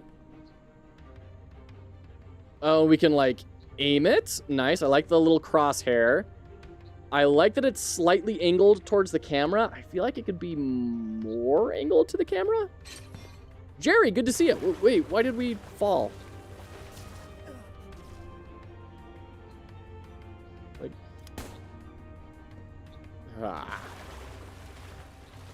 You show me a cool shiny portal and a cool shiny wall of light. I expect to either have some warp particle dissolve with the character or the wall of light to disappear and the character walks forward.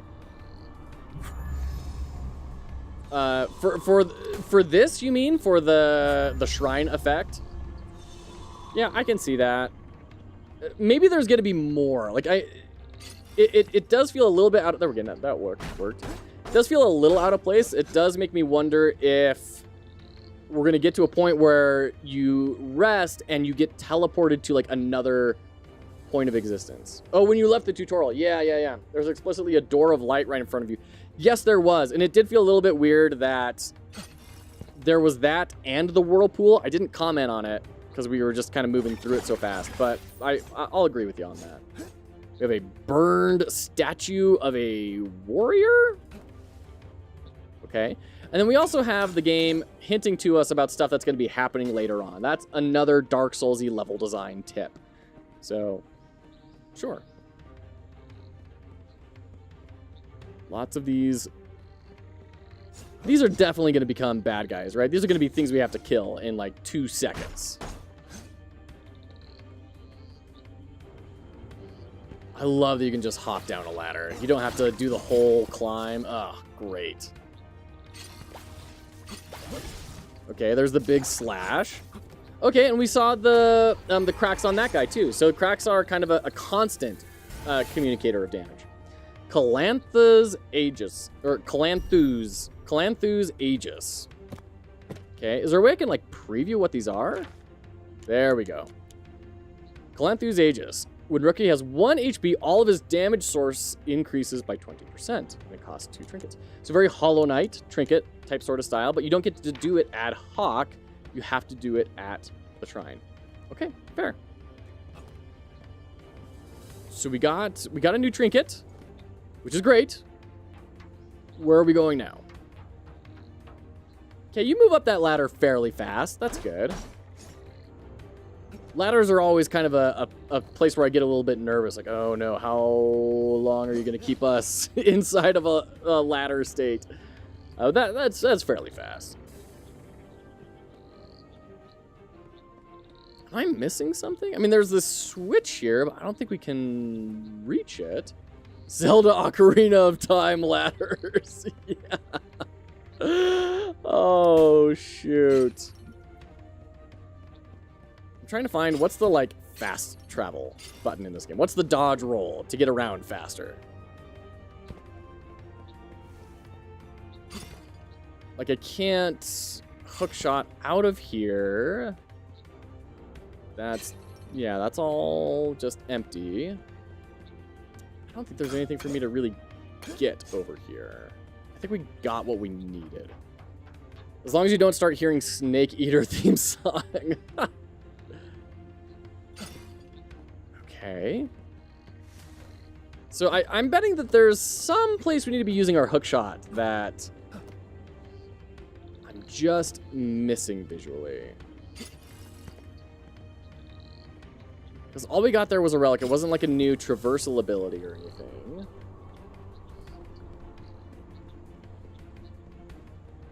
Oh. We can go all the way back up. We have this fog wall here, but that's completely locked off. That is a barrier, not a transition point.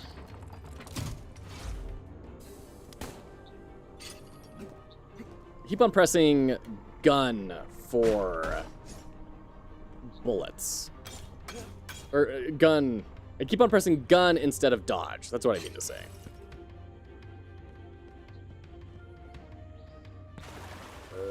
Oh, there's something down below us. Can I, like, air control?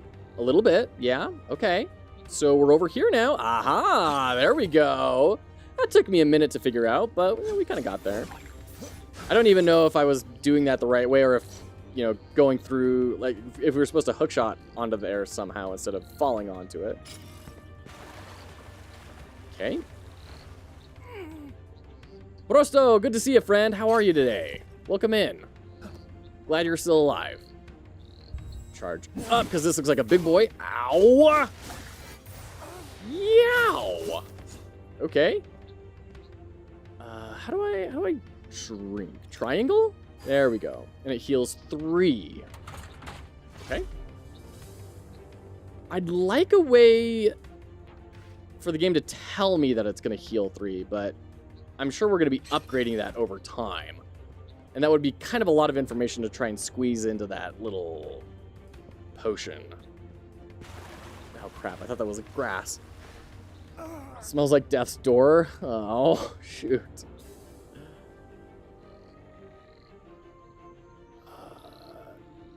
So we... Oh, that's what it is. We were supposed to knock down those crates. Okay. And then we can hookshot through. Got it. Okay, so that's what we need to be on the lookout for. The contrast is a little bit light down here. It's a little hard for me to actually, like, see things. But once again, I'm playing this in a window, and I am doing it with a bunch of studio lights all around me. So, you know, it could be anything that's causing that problem. Also, my chat just barely broke. That's not good.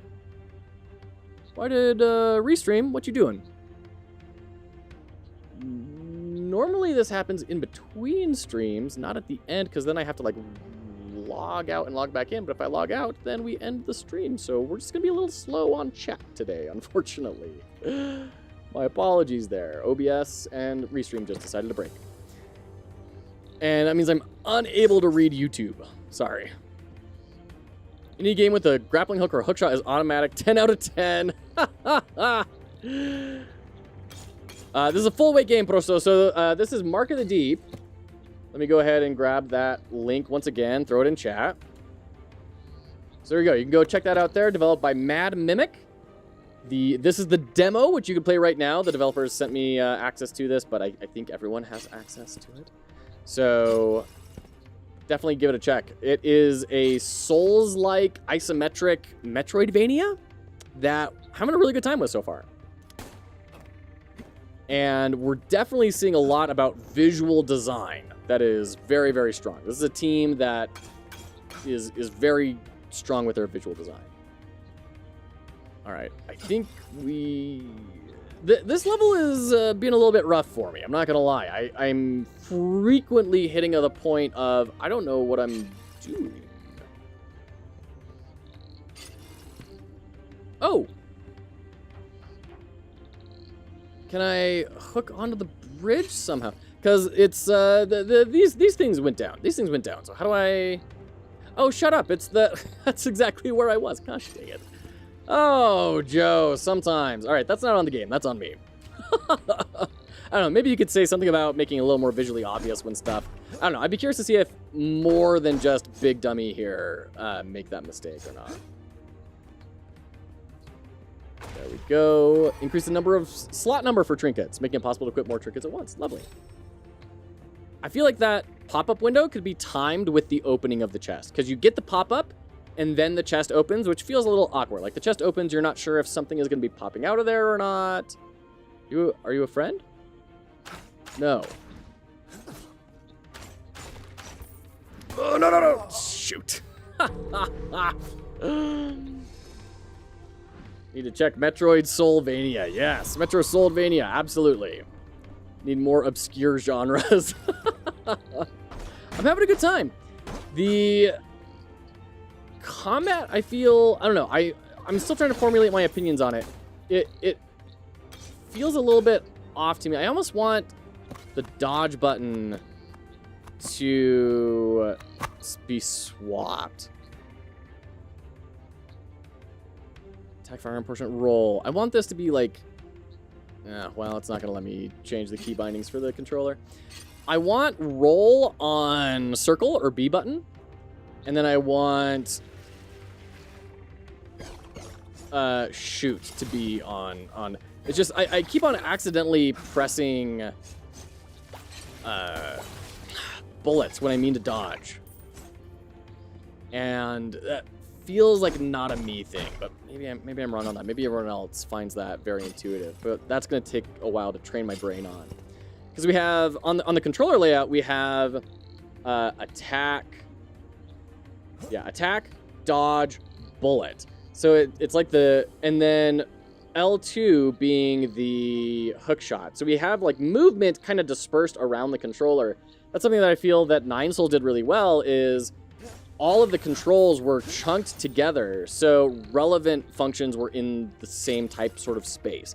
And I had problems with Nine Souls as well, coming up with the right button, but the error rate was a lot smaller. Metroidvania City Builder, that would be interesting. There's your next Game Jam project, Memphis. go. Get wrecked. Okay. Dodge. 2, 3. Yeah.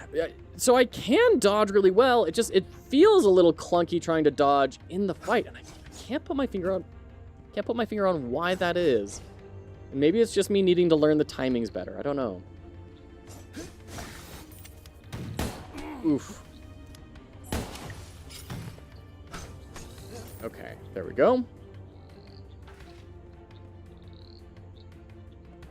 No reaction to raccoons? I don't understand. Maybe you don't get invisibility. No, there are iframes. We explicitly had to use iframes to deal with the previous boss. So there 100% are iframes.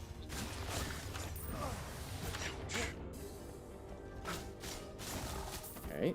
Oh, get out of there. Okay, good. See, I was able to dodge there. That was good. Maybe it is just a getting used to it thing. Now, is this a friendo we need to go rescue? Okay, so we have 2 different pathways we can go. Okay. Looks like our sprite kind of disappeared through the floor on the stairs there. Dodge. Oh, man, I hate it when ranged enemies do that when you get right next to them and you start swinging at them and they like don't get hit stunned, and so they get a free shot off on you. And there's usually not a lot of like warm up to it. So then you have to either make the moment, do I disengage? Do I try, you know, I don't know. Once again, other people probably wouldn't have any problems with that. It's a pet peeve of mine. Okay, so we can get through there, but is that where we want to go? That seems like the way we're supposed to go. But this is a metroidvania, so we should definitely go exploring. Okay. Blocked off wall. All right. So we're oh, but we can do that. Is that gonna kind of take us anywhere? No. All right. I think we're kind of stuck here for now. So we'll go the way we're supposed to go. And I'm kind of ragging on this. I don't mean to be. Honestly, I'm really enjoying what I'm experiencing, and it's clear that they've put a lot of effort into this. Like the wind wisps and everything to just give the environment a little more life, subtle light around the player, the color palettes, the visual design, this kind of illustratory type sort of look, even just that squish squash in the animation there of the crystals. Like there's a lot of really good work that's been poured into this.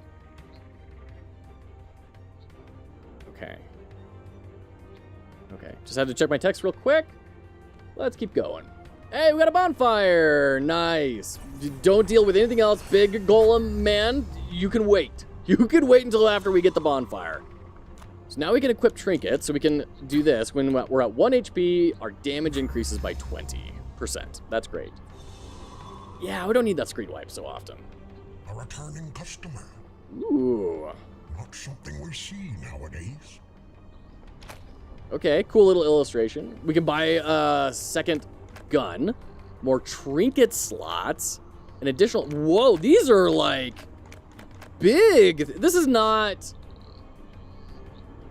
you know, a consumable. These are all like big upgrades. All right, so we have a blunderbuss now. Shooting requires soul, which can be replenished by hitting enemies and breakable objects. Great, okay, so we have our shotgun. Not to die or turn into an abomination. Okay. You're the only customer I have left. Cute. So what happens if we drop down here? Anything over here? Hidden? Hidden stuff?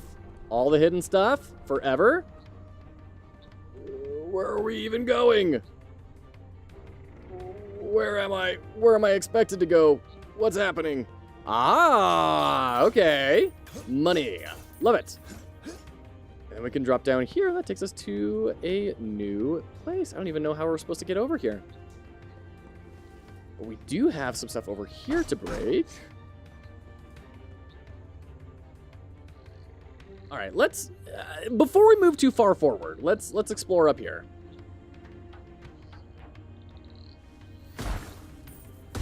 Oh, the blunderbuss doesn't have a charge up. It's just... So anyways, I started blasting. Ah, we see a ladder for Shortcut. Okay. Oh, we're back here. Oh. Okay. Great. Well, we got 325 money. I think that's enough for some sort of upgrade, right? What have you got for me? Customer, not something we see. We don't need trinket slots right now. I would like some more soul points. But let's get an extra Estus flask I look to use. die. You're the only. Got another shortcut up there. Okay. All right. Some explorable space around here. Yeah, I have definitely been trained now. Keep an eye out for torches. Yes. Yeah, exactly, Zach. Big money pile hidden next to the shop guy. So you feel very rewarded for having explored next to the shop guy. You get to do a little bit more of the shop right next to the shop guy. Yeah, I agree. That's a very good choice. And you could totally miss it. You could totally just not have done that.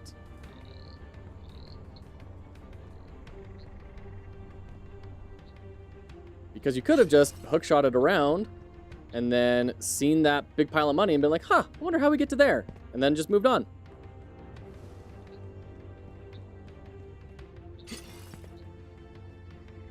You know what? I think I just want the hook shot to be on the right stick almost. I get that it's panning the camera around and it wouldn't translate very well to mouse and keyboard, but just having the hook shot on the right mouse or the right stick would be awesome. I just did a bullet when I meant to dodge. Ouch. Dude. I keep on dodging. Or shooting instead of dodging. Gosh dang it. Okay, back up, back up, back up. Heal. Learn your lesson. All right, there we go. One weird thing I will say about the diamond thing in that upper left is that placing the health potion inside of it really makes me feel like I'm supposed to press a button in the middle of the controller to activate it. It's not the worst thing ever, but it is something to note. Jeez. Ranged enemies, guy. Melee ranged enemies. Yeah, we're for sure fighting all these dudes in a little bit. All right. Hit. Ah! What are you? Mr. Krabs? What are you doing? How do I activate you? Charge? Okay, so you are not activated by getting to the other side. There's like a switch. It's got maybe that switch is going to be what activates it. All right. That's a bit of a Jacob's Law moment where it's acting kind of different than the way ladder shortcuts work in other games, but okay.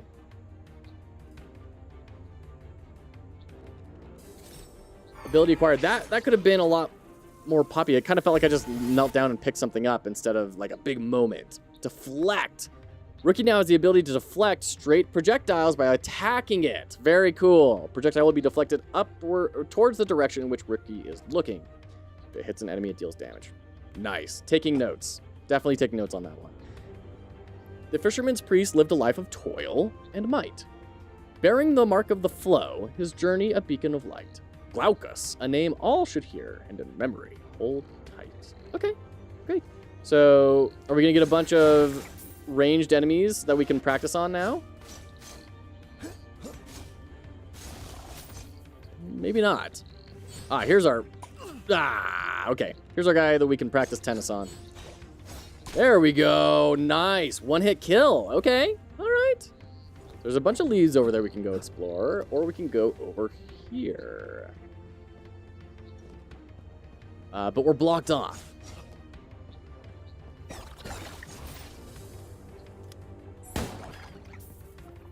Nice.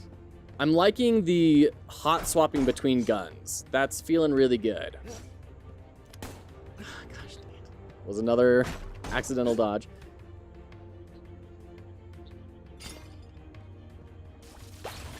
Okay. Stop shooting. Okay. And heavy attack. Nice. More money. Okay. Great.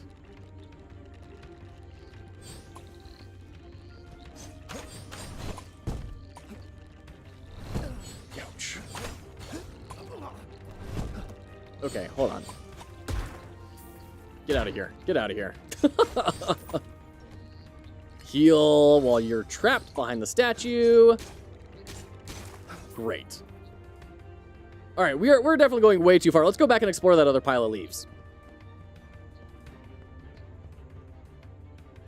There we go.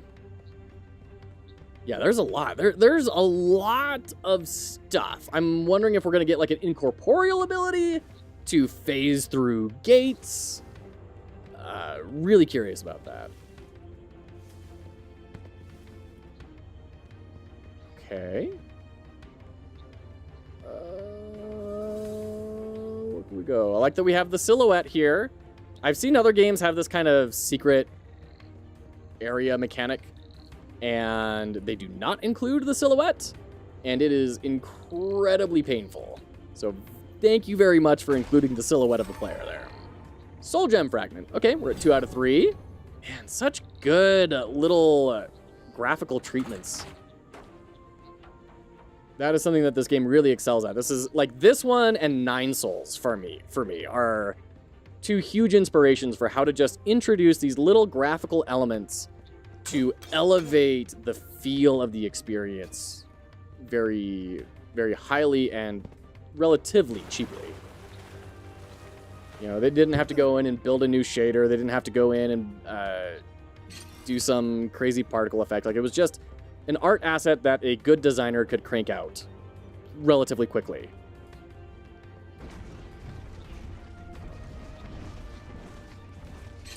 Of course, it would have to go through multiple rounds of revisions and critiques and make sure it's aligning with the vision. Like, I don't mean to say that it's easy, just that it seems to probably be a little bit easier than other things. Where's our shopkeeper? Aren't you around here? Yeah, there we go.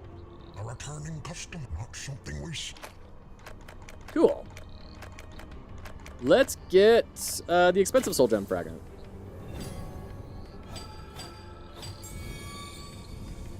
Soul points increased. Now we have 4 bullets. Love it. I do wish, so we have this you don't have enough gold message here. I wish it would just pop it for red right here. That would be nice. Or, like, make it semi-transparent. Or some way to tell me in here. Although maybe that's what the black rectangle is. And once again, we have white and black text here. Bring some color into those. I feel like that's such an obvious thing that this team is clearly capable of knowing and catching, which makes me think that they did it on purpose. And I don't know what the intention is behind that, because it feels really off to me. But maybe I'm also just being a bit of a butt, because I do that. I do be like that sometimes. Gray Rectangle Cartel is still listening. Careful.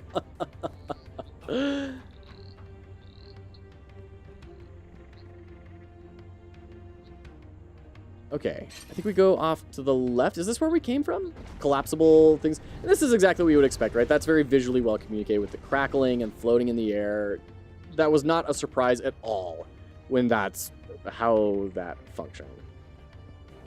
And they've also created a verisimilitude where this type of a thing can feasibly happen. We're in a land of ghosts and automata and everything. No, shoot. So why not a series of platforms that can fall down and regenerate? Okay, so it spawned me on top of the platform and didn't let me move in time. That was a bummer.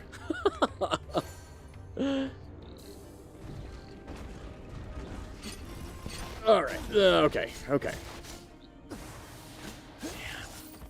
that is rough.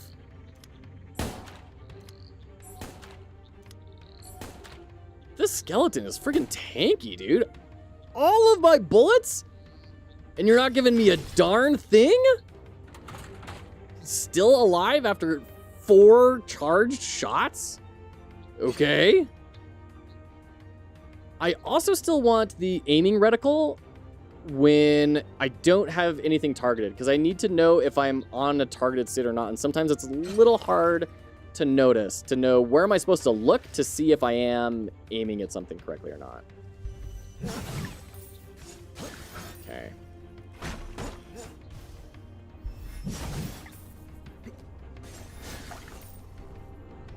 Run, run, run, run, run, run, run, run, run. And get wrecked. Oh, it detonates afterwards too? Boo. Okay. Yeah, there we go. Hook onto him. Okay, okay, okay. Everything's fine. Secret tunnel.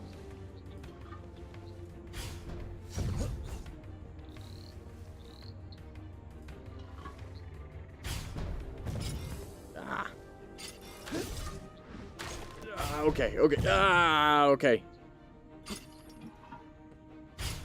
Oh, he hit me mid-hook shot? Come on, that should totally be invulnerability time. Oh, brutal. Okay, I see that. I would like to kick you down, please.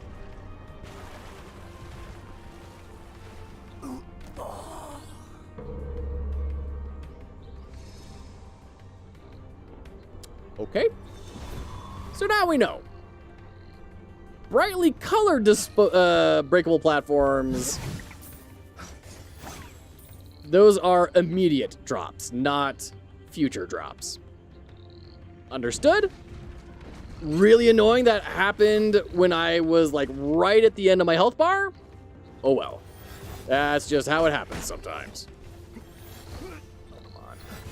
Get through, get through, get through. Get wrecked and dodge out of the way. Let that detonate. There we go. There we go. Whew. Every time I do that, it's nerve-wracking. I think he's going to get the hit off on me every single time.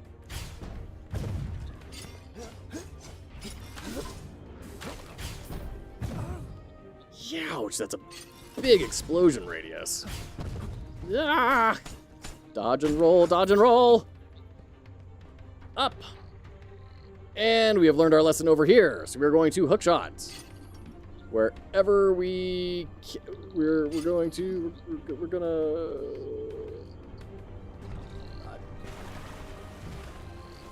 Do I have to dodge roll? Let's drink up. Ugh. I collided into the platform.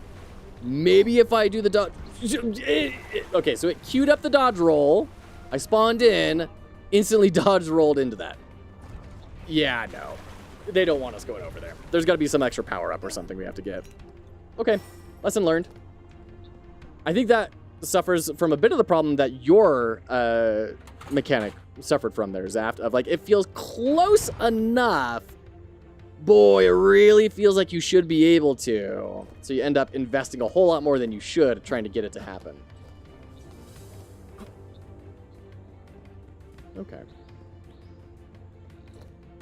Enjoy playing this. You can hard lock it by dying to a boss while you're delivering a killing blow. So be careful of that. Wow, that's fun. Zenobius, good to see you, by the way. Welcome in. So you've already played Mark of the Deep? The demo, I guess, because it's not out yet. Oh, we are in ads. We'll go ahead and pause. Sounds like my GMTK game. Yeah, yeah. You got access to it a while ago. Nice. Very cool, Zenobius. So what did you think? What was your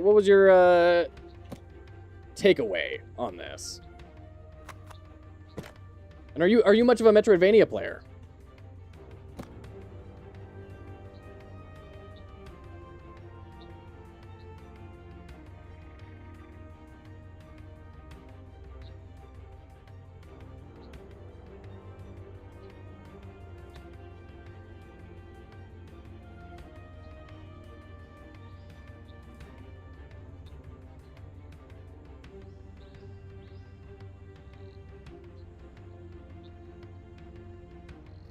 Yeah, so many notifications. Jiminy Christmas. Life is popping off. Okay. I love Metroidvania, so this was easy to pick up and keep going with. I didn't play past the hard lock, but up to that point, enjoyed everything about it. Interesting. That is brutal. This seems like a pretty decently lengthed demo as well. And it sounds like, from what you're saying, there's a good amount beyond where we're at as well. It's a pretty good demo length. All right. Ads are over. Let's jump back in.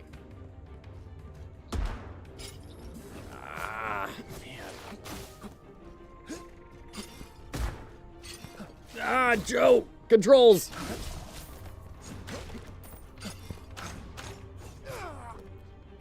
I keep pressing everything except for the jump, except for the dodge button for the dodge. I keep on doing like right trigger, keep on doing gun. I cannot hit dodge when I need to dodge.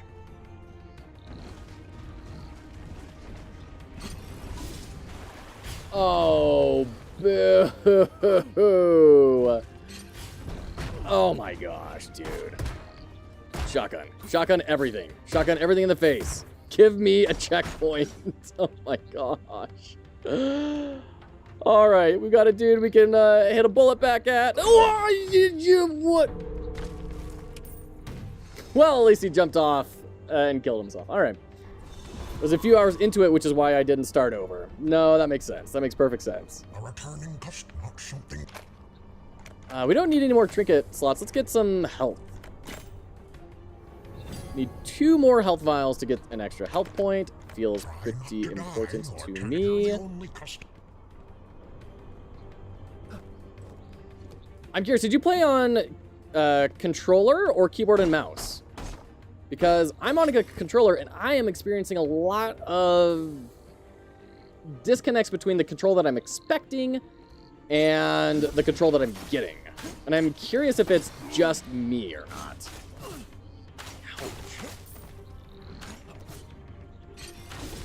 Alright, there we go.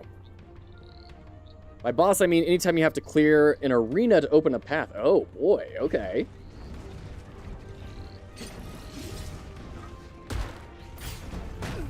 See, I hit right trigger there again to try and dodge.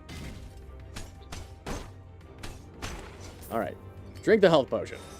Climb up the ladder. Smack the crab. I did it again. All right, get out of here. I'll take both of them, sure. Interact. So we've unlocked this now. That's a shortcut we've unlocked. Hooray.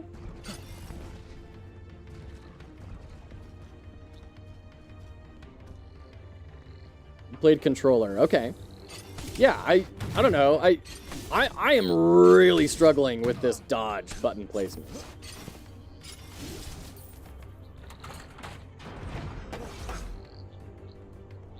Okay, so we've opened up this gate. I don't think we've explored over here at all, though. Oh, no, wait, this is where we came in. Okay, okay. So let's move forward.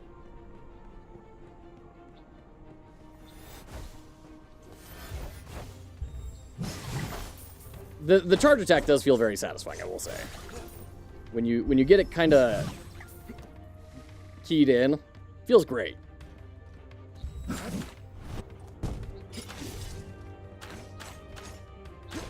Man, those skeletons are so tanky.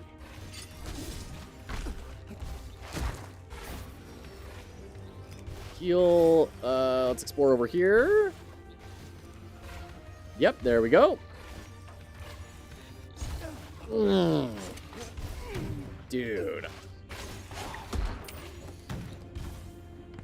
Okay.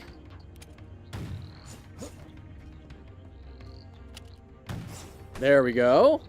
I've beaten Legend of Zelda Ocarina of Time before. I know how to do this all day.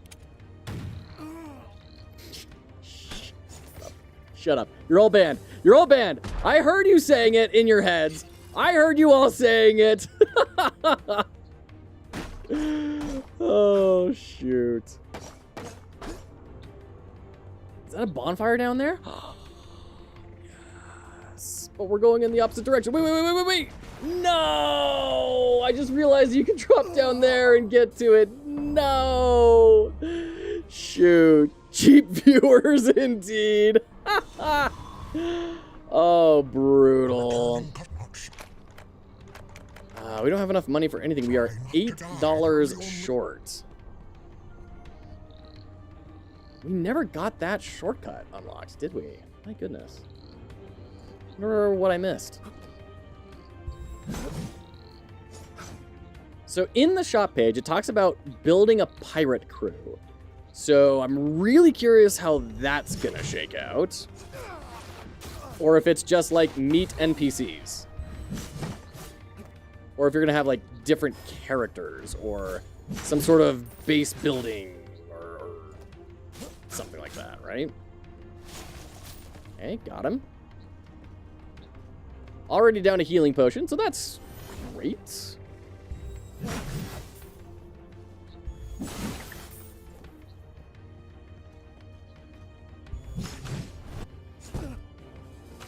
It's a decent mechanic. What, the building your pirate crew is a decent mechanic? Zenobius, how far is this demo going? Because, like, I've been playing for a few hours. I am not at the point where I am anywhere close to doing stuff like what you're talking about. Man, I do not like these guys. Do not like these guys. Okay, drink.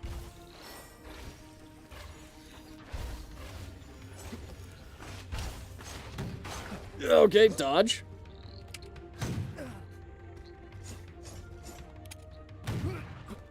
Okay, find your crew to unlock passives. Yeah, that makes sense. That makes sense. Oh boy, we're not all that better off than the last time we were here, but we are a little bit better, and we have the blessing of knowledge. Oh no, is this not really gonna take us there? Oh, okay, good. Oh, thank heavens. Got it. We don't have any other trinkets, right? Yeah, we just have the 2 so far. Okay. Well, now I want to go back to the other place. What are we unlocking here? An elevator? Okay. If I go down here... this can take us back to the shopkeeper. Okay, cool. Let's go ahead and do that. Let's buy... Oh, we have 491. I bet if we have 500 gold, we'll be able to buy 2 things. Let's just spend the extra couple of seconds, knock those guys down, and take our spoils.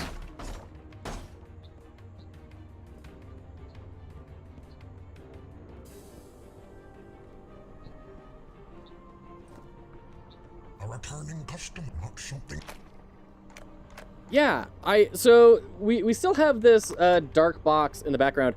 It makes me think there is no signifier in here for you don't have enough money for this, which feels really weird.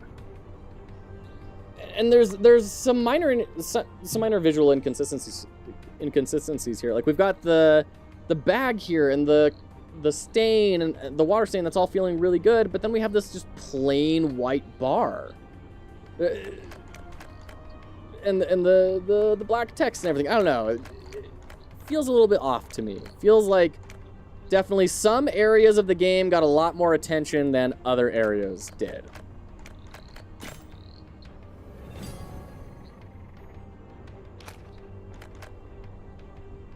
Alright, let's not buy anything else. Let's just keep going. Try to get to 350 so we can get the full health bar unlock. Like how they laid paths in this game allows for some good secret routes. Yeah, I do like the secret routes.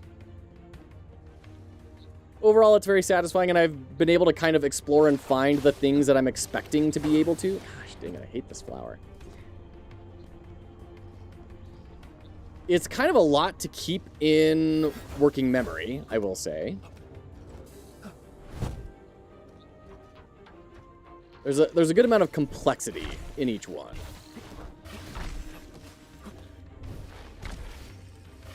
Our team and UI team not shaking hands enough. Yeah, I think that's probably fair.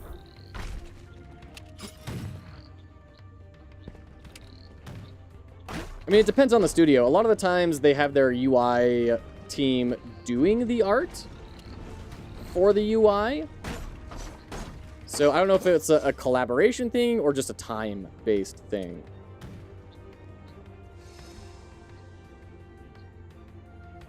Well, I don't want to go down yet. There was, like, treasure I needed to find. I didn't know this was going to be a whole new zone. Under ruins. Were we not already under ruins? Flooded ruins. Oh, boy. All right, and then this just takes us back to there. Ah, that's how we get to there. Okay. So we drop down.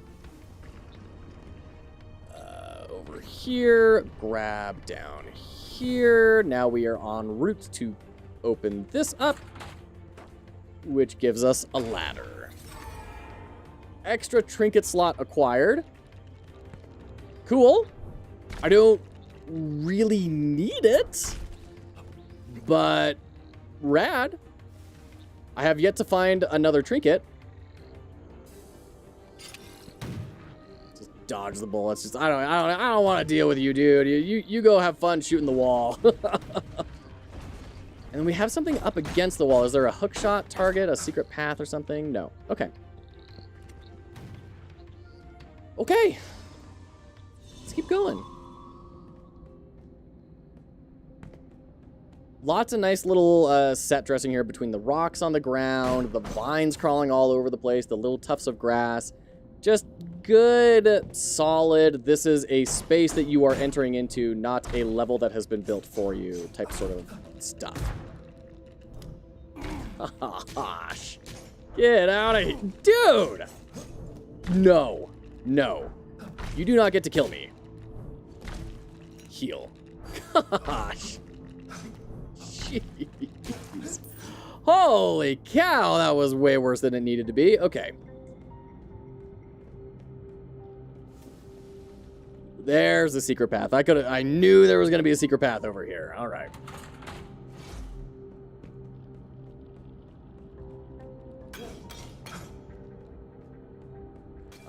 Golden crab?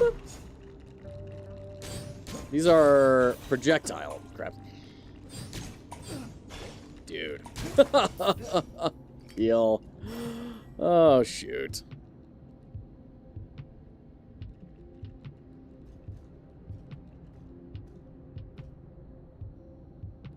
Okay. Can I shoot over to them? Not really. If I shoot over, I will drop into the abyss. Epic crab battles are not in short supply. Okay, new crab. I'm not gonna lie, I was expecting a little bit more because the gold color was for like the extra trinket slot chests, right? So I thought that was gonna be a loot goblin type sort of experience. There we go.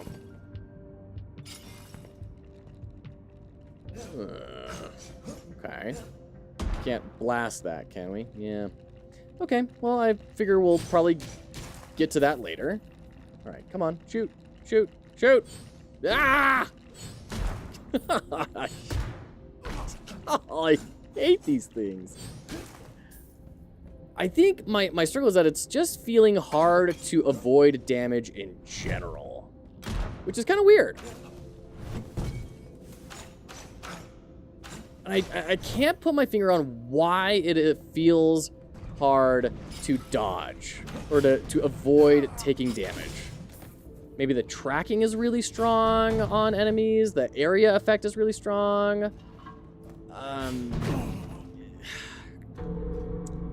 Iframes, cancel times. I don't know. I don't know what it is that's causing this feeling. Oh, shut up. We're all the way back here. Bro. Come on.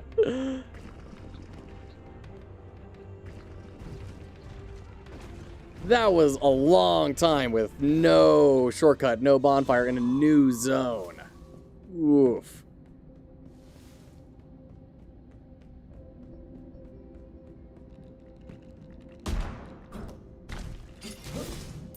Got him. But at least we don't need to do the switches. Those remain switched.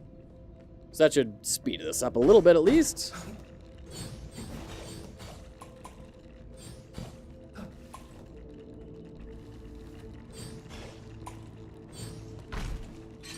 So from the beginning, I was getting almost sort of Caribbean or Polynesian type sort of vibes. We got the big fish hook and everything, right?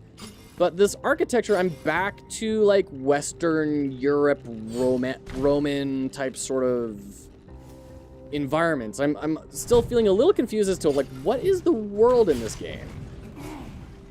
See, like I was spamming a dodge there and I still got hit.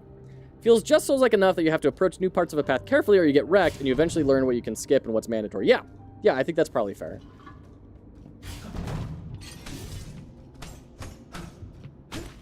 Okay, there we go. Get out of here, follower of Dagon.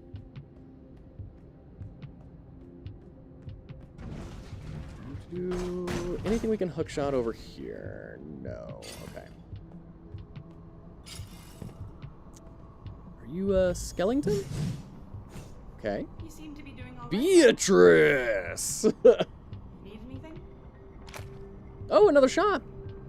Explosives. Wow, okay. Another potion. A whole bunch more stuff. Jeez. And the shop is unique to each shopkeeper. Wow. Okay. Let's go farm up for the grenades.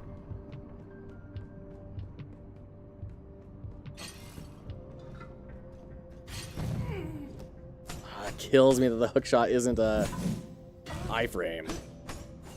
All right, how much money is that? 11. That is not quite enough.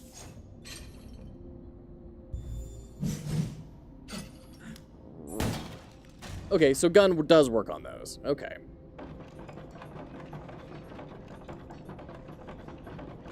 Ah, okay. Gotcha. Considering the Lovecraftian theme, I was expecting weirder geometry to the temple structures as well. I mean, is it Lovecraftian or is it just Davy Jones, right? Is it Lovecraftian or is it fish people? Which, those two are not necessarily the same thing. Like, mermaids are not Lovecraftian, right?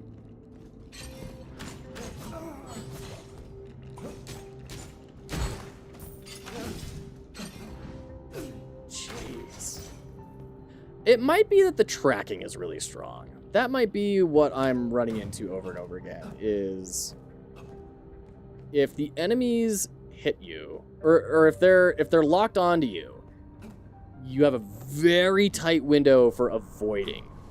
You seem to be doing all. Need anything? All right, buy the grenades. Explosive weapons that are shot upwards as an arc and are able to hit targets that are on different heights or over walls. Great. Happy to serve. I know exactly what to do with this. I think there's definitely some body horror shape-shifting. Okay. Okay, over here. Equip the grenade. Oh, and it's showing us that, like, this is going to take up 1.5 souls. Okay, got it.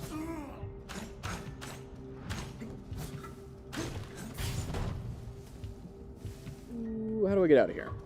Over here? Nope. That was not the right answer. No, I want to go back though. There was a thing that I could only get with a grenade. Boo.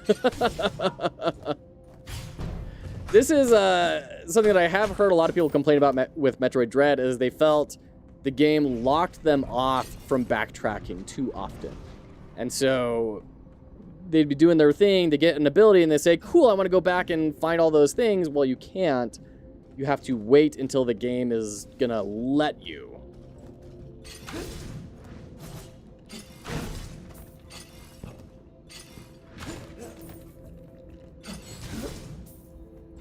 All right. Oh, dear. Oh, brutal. It's forcing a full loop here instead of letting you turn back as early as it means to prevent sequence breaking. Yeah. Yeah.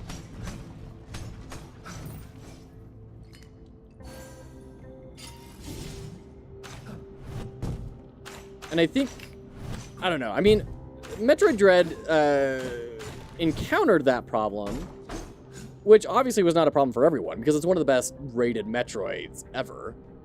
But some people did feel that way, and I'm kind of wondering, you know, how could this game have established that expectation a little bit more so I didn't have that moment of disappointment? And, you know, you slide down a slope, you fall down a pit, a wall collapses behind you, all those old tropes. But then I thought, you know, I bet the Metroid game Dread did that, and people still felt that way. So, you know, you can't satisfy everyone. Okay, another bonfire. Gladly take it.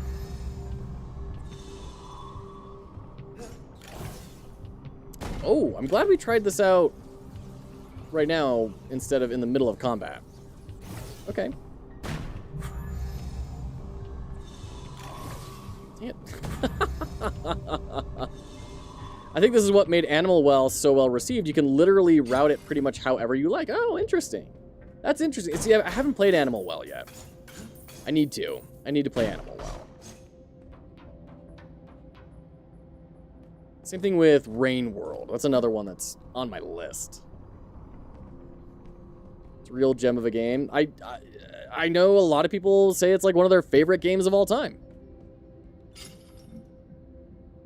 Okay, we can't hook over anything there, nor anything over there, so we'll come back when we have a better upgrade. This is a long demo. My goodness.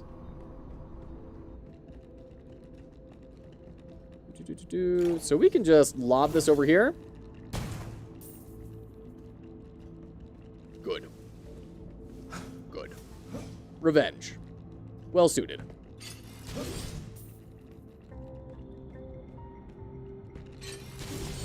Ouch.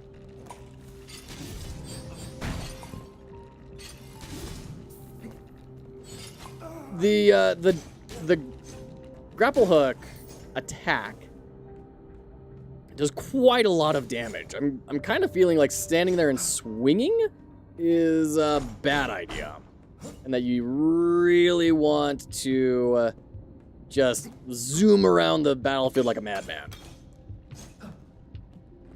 Oh, Prodigal Son, best of luck. We're rooting for you. Really rooting for you.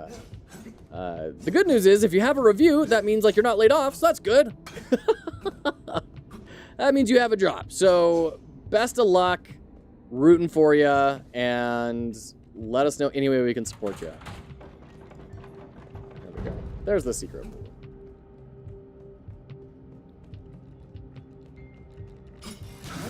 Okay.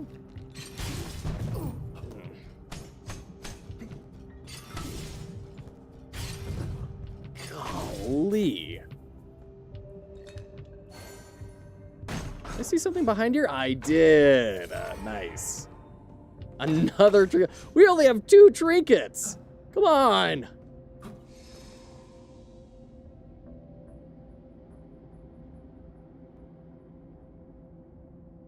Where are we going?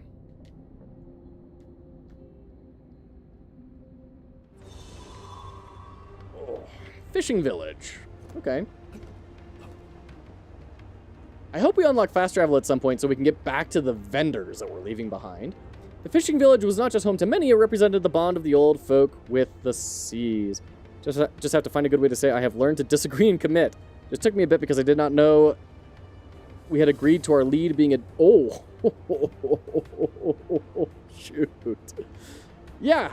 I hope you find the good way to say that. Good luck. Oh, shoot. Does the amount of trinket slots versus the amount of trinkets make you feel like you're missing secrets? It makes me feel like I'm in an unfinished demo. Like this is not the final game. Or that I'm exploring a lot more than they're kind of expecting. And I'm getting upgrades when I don't necessarily need them. Because I am finding things in a different route. That's the way it makes me feel. As you go through the land that once held us in safety, recall the ways of the old folk. Our people shall never forget its roots. Our roots, our highest way of honoring our origins is by killing cultists. Whoa, that is like way out of left field. We honor our old folk and safety, you know, we're a fishing village. Kill all the cultists. Jeez. Okay. Who are the cultists? Also, wow, Grandpa.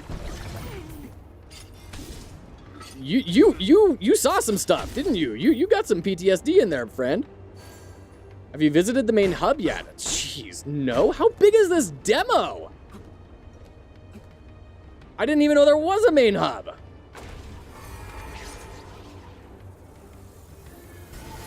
All right, Corsair's sturdy boots. So we got a cute little sharky shark. Let's see. Is this? There we go. What are you going to give us? Rookie is able to roll more often, decreases the recovery time after rolling. Yes, very down for that. We have unlimited grenades here as well, so we're just going to bop. That's satisfying. Grenades are crazy OP. Holy cow. There's an area where the crew you find gathers and merchants and such. Okay, okay, great. Glad to hear that. Ouch, dude.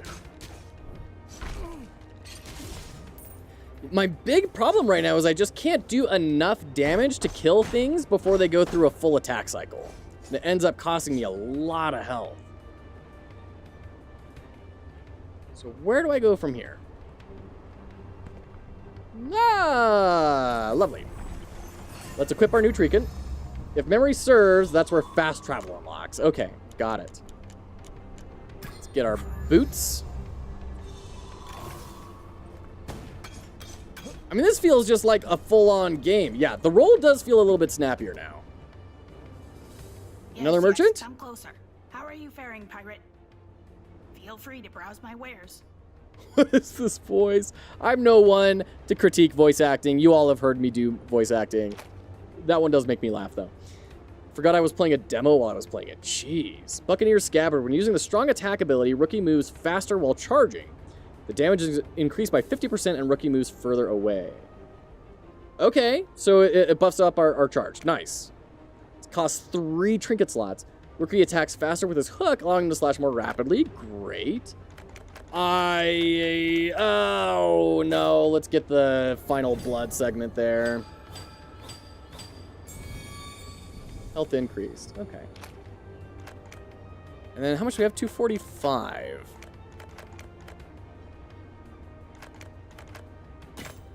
Sure. Till Extra we meet trinkets again, now. don't forget where you get the best goods. All right. I don't even know where to go from here. We are in ads, so we're going to kind of just explore a little bit, not do a whole lot, just kind of get our bearings.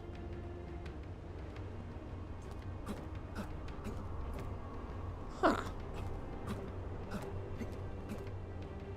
Oh, I bet we can just drop down. I bet that's it. Yeah, okay. There we go. Anything over here? We see some money though. It's good. Yeah, I mean this is impressive. I'm kind of just in it.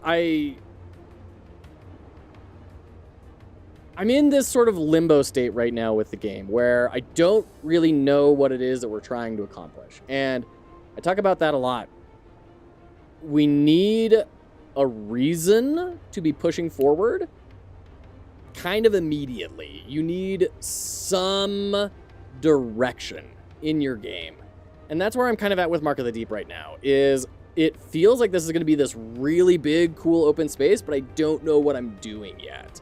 I don't know what my objective is, other than just get to the end of the level. And that epic meaning really does add a lot, especially depending on what type of player type you are. There we go. Okay.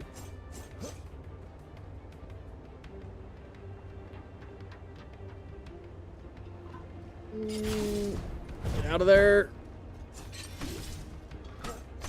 Get out. Slash. There we go. Slash. Slash. There we go. Whew. And enemies are feeling kind of bullet spongy. I would not be sad about a damage upgrade at about this point.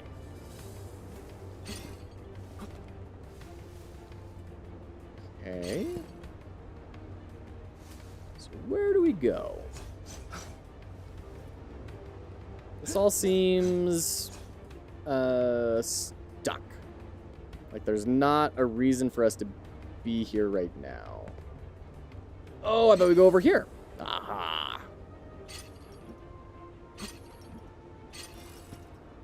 I don't think we have all the plot given to us here. It just feels mostly built. I could see that. I could see that if like the main game had a lot more story in it. Because like we're meeting all these people and having no reactions to them. And they have no real reactions to us, right? Ah, here's a boss. Okay. Can I... Like, I highly doubt it. I'm sure when we get in there, he's going to be full health. But also, I kind of just want to check. Small nitpick, the prompt on stairs could say climb instead of interact. The prompt on stairs? Oh, on the ladder. Got it. Yeah, I could see that.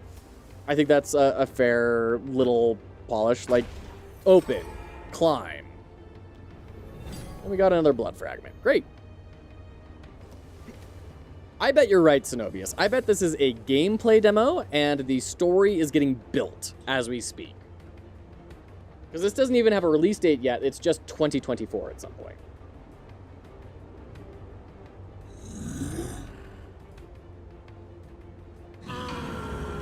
Glaucus. We heard about Glaucus. Wasn't he one of the...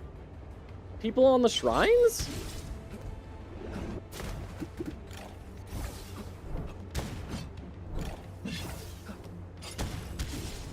Get wrecked. Dodge. Ouch.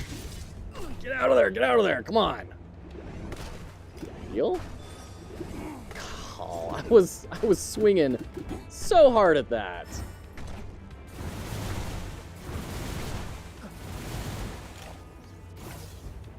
Yeah, we've got him a little bit hurt. Ouch. The attack feels like it is so slow to come out that it's a surprisingly hard to deal with the bullets. Okay. Nope. Everything's not fine. Everything's very not fine. Defeated. It's a little interesting that defeated is in the... Yes, come close. Feel free to browse. It's in the primary action color, right? That teal instead of like a red or something. Okay, well, we have 2 trinket slots ready for us. Yeah, and the fact that when you go out of the trinket menu, it flashes this screen and then you go through the transition, that feels a little bit rough. But once again, it's okay. And I'm sure that's not going to be the way it is in release.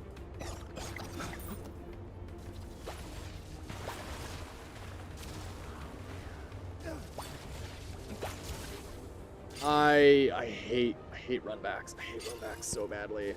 I'm not loving that. I think Elden Ring handled runbacks pretty well. It's like, we understand the reason behind the runback, that it gives you an opportunity to grind and go back to your shopkeepers and all that sort of stuff without feeling kind of stuck. It allows you to explore, but then the Statue of Milena or Mikola or whatever, which one it was, felt great because it kind of gave you the best of both worlds. Not a great way. Put a respawn at the door. Yeah, and a way to get back to your bonfire if you want to, you know. But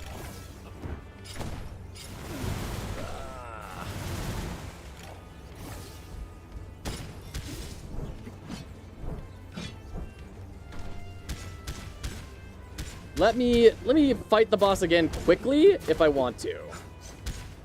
Cut down my time to learn, please. Don't artificially inflate the time it takes for me to learn this fight.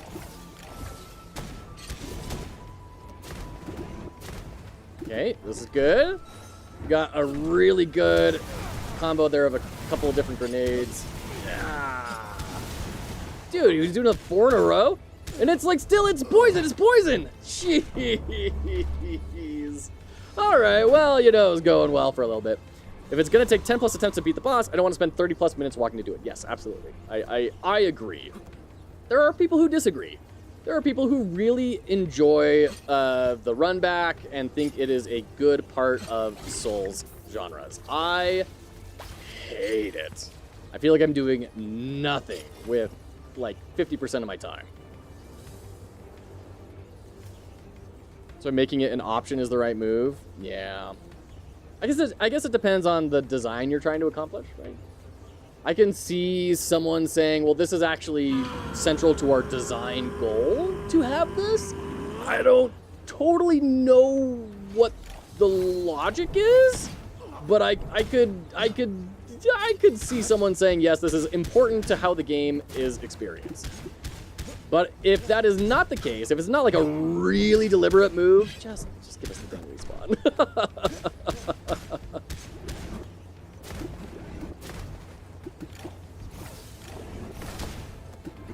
Okay, that was good. Get out, get out, get out. Out. I feel called.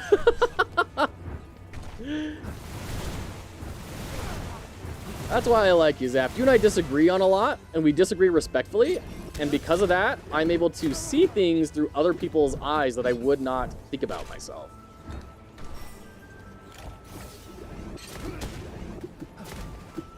Okay, you're almost dead. Come on, get out of here. Jeez, there we go. Woo! Brutal. Some of my favorite, most memorable boss moments in Souls games are only so because of the wall. That's fair. Thank you for playing. This demo is just a sneak peek of Rookie's adventure. In the full version, you'll find even more areas to explore, formidable bosses to defeat, and intriguing characters to meet. Okay. Rad. Zenobius, where's the hub area? I went through the whole game without any hub area. The irony that on this text box, the text is actually large. Let me see what version I had. Yeah, did you like somehow get the full game? Do you have the full release? Did you get sneaked the dev build? Did you get repo into their repository and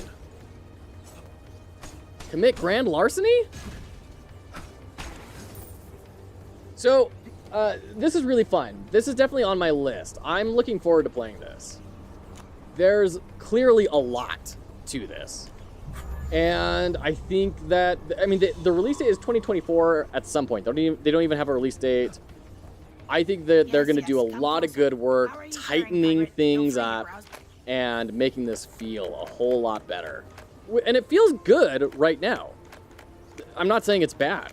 It feels very good. And there's a lot that is really exciting. And that's why I'm very excited for the extra polish time they're going to get, is to keep on tightening it up and really make it special. So there you go. They could dial down the freeze frames on generic attacks a tiny bit. Like when you hit someone, the freeze frames on impact. Played 0-1-1-3-1-9. I don't know, how do you even check that?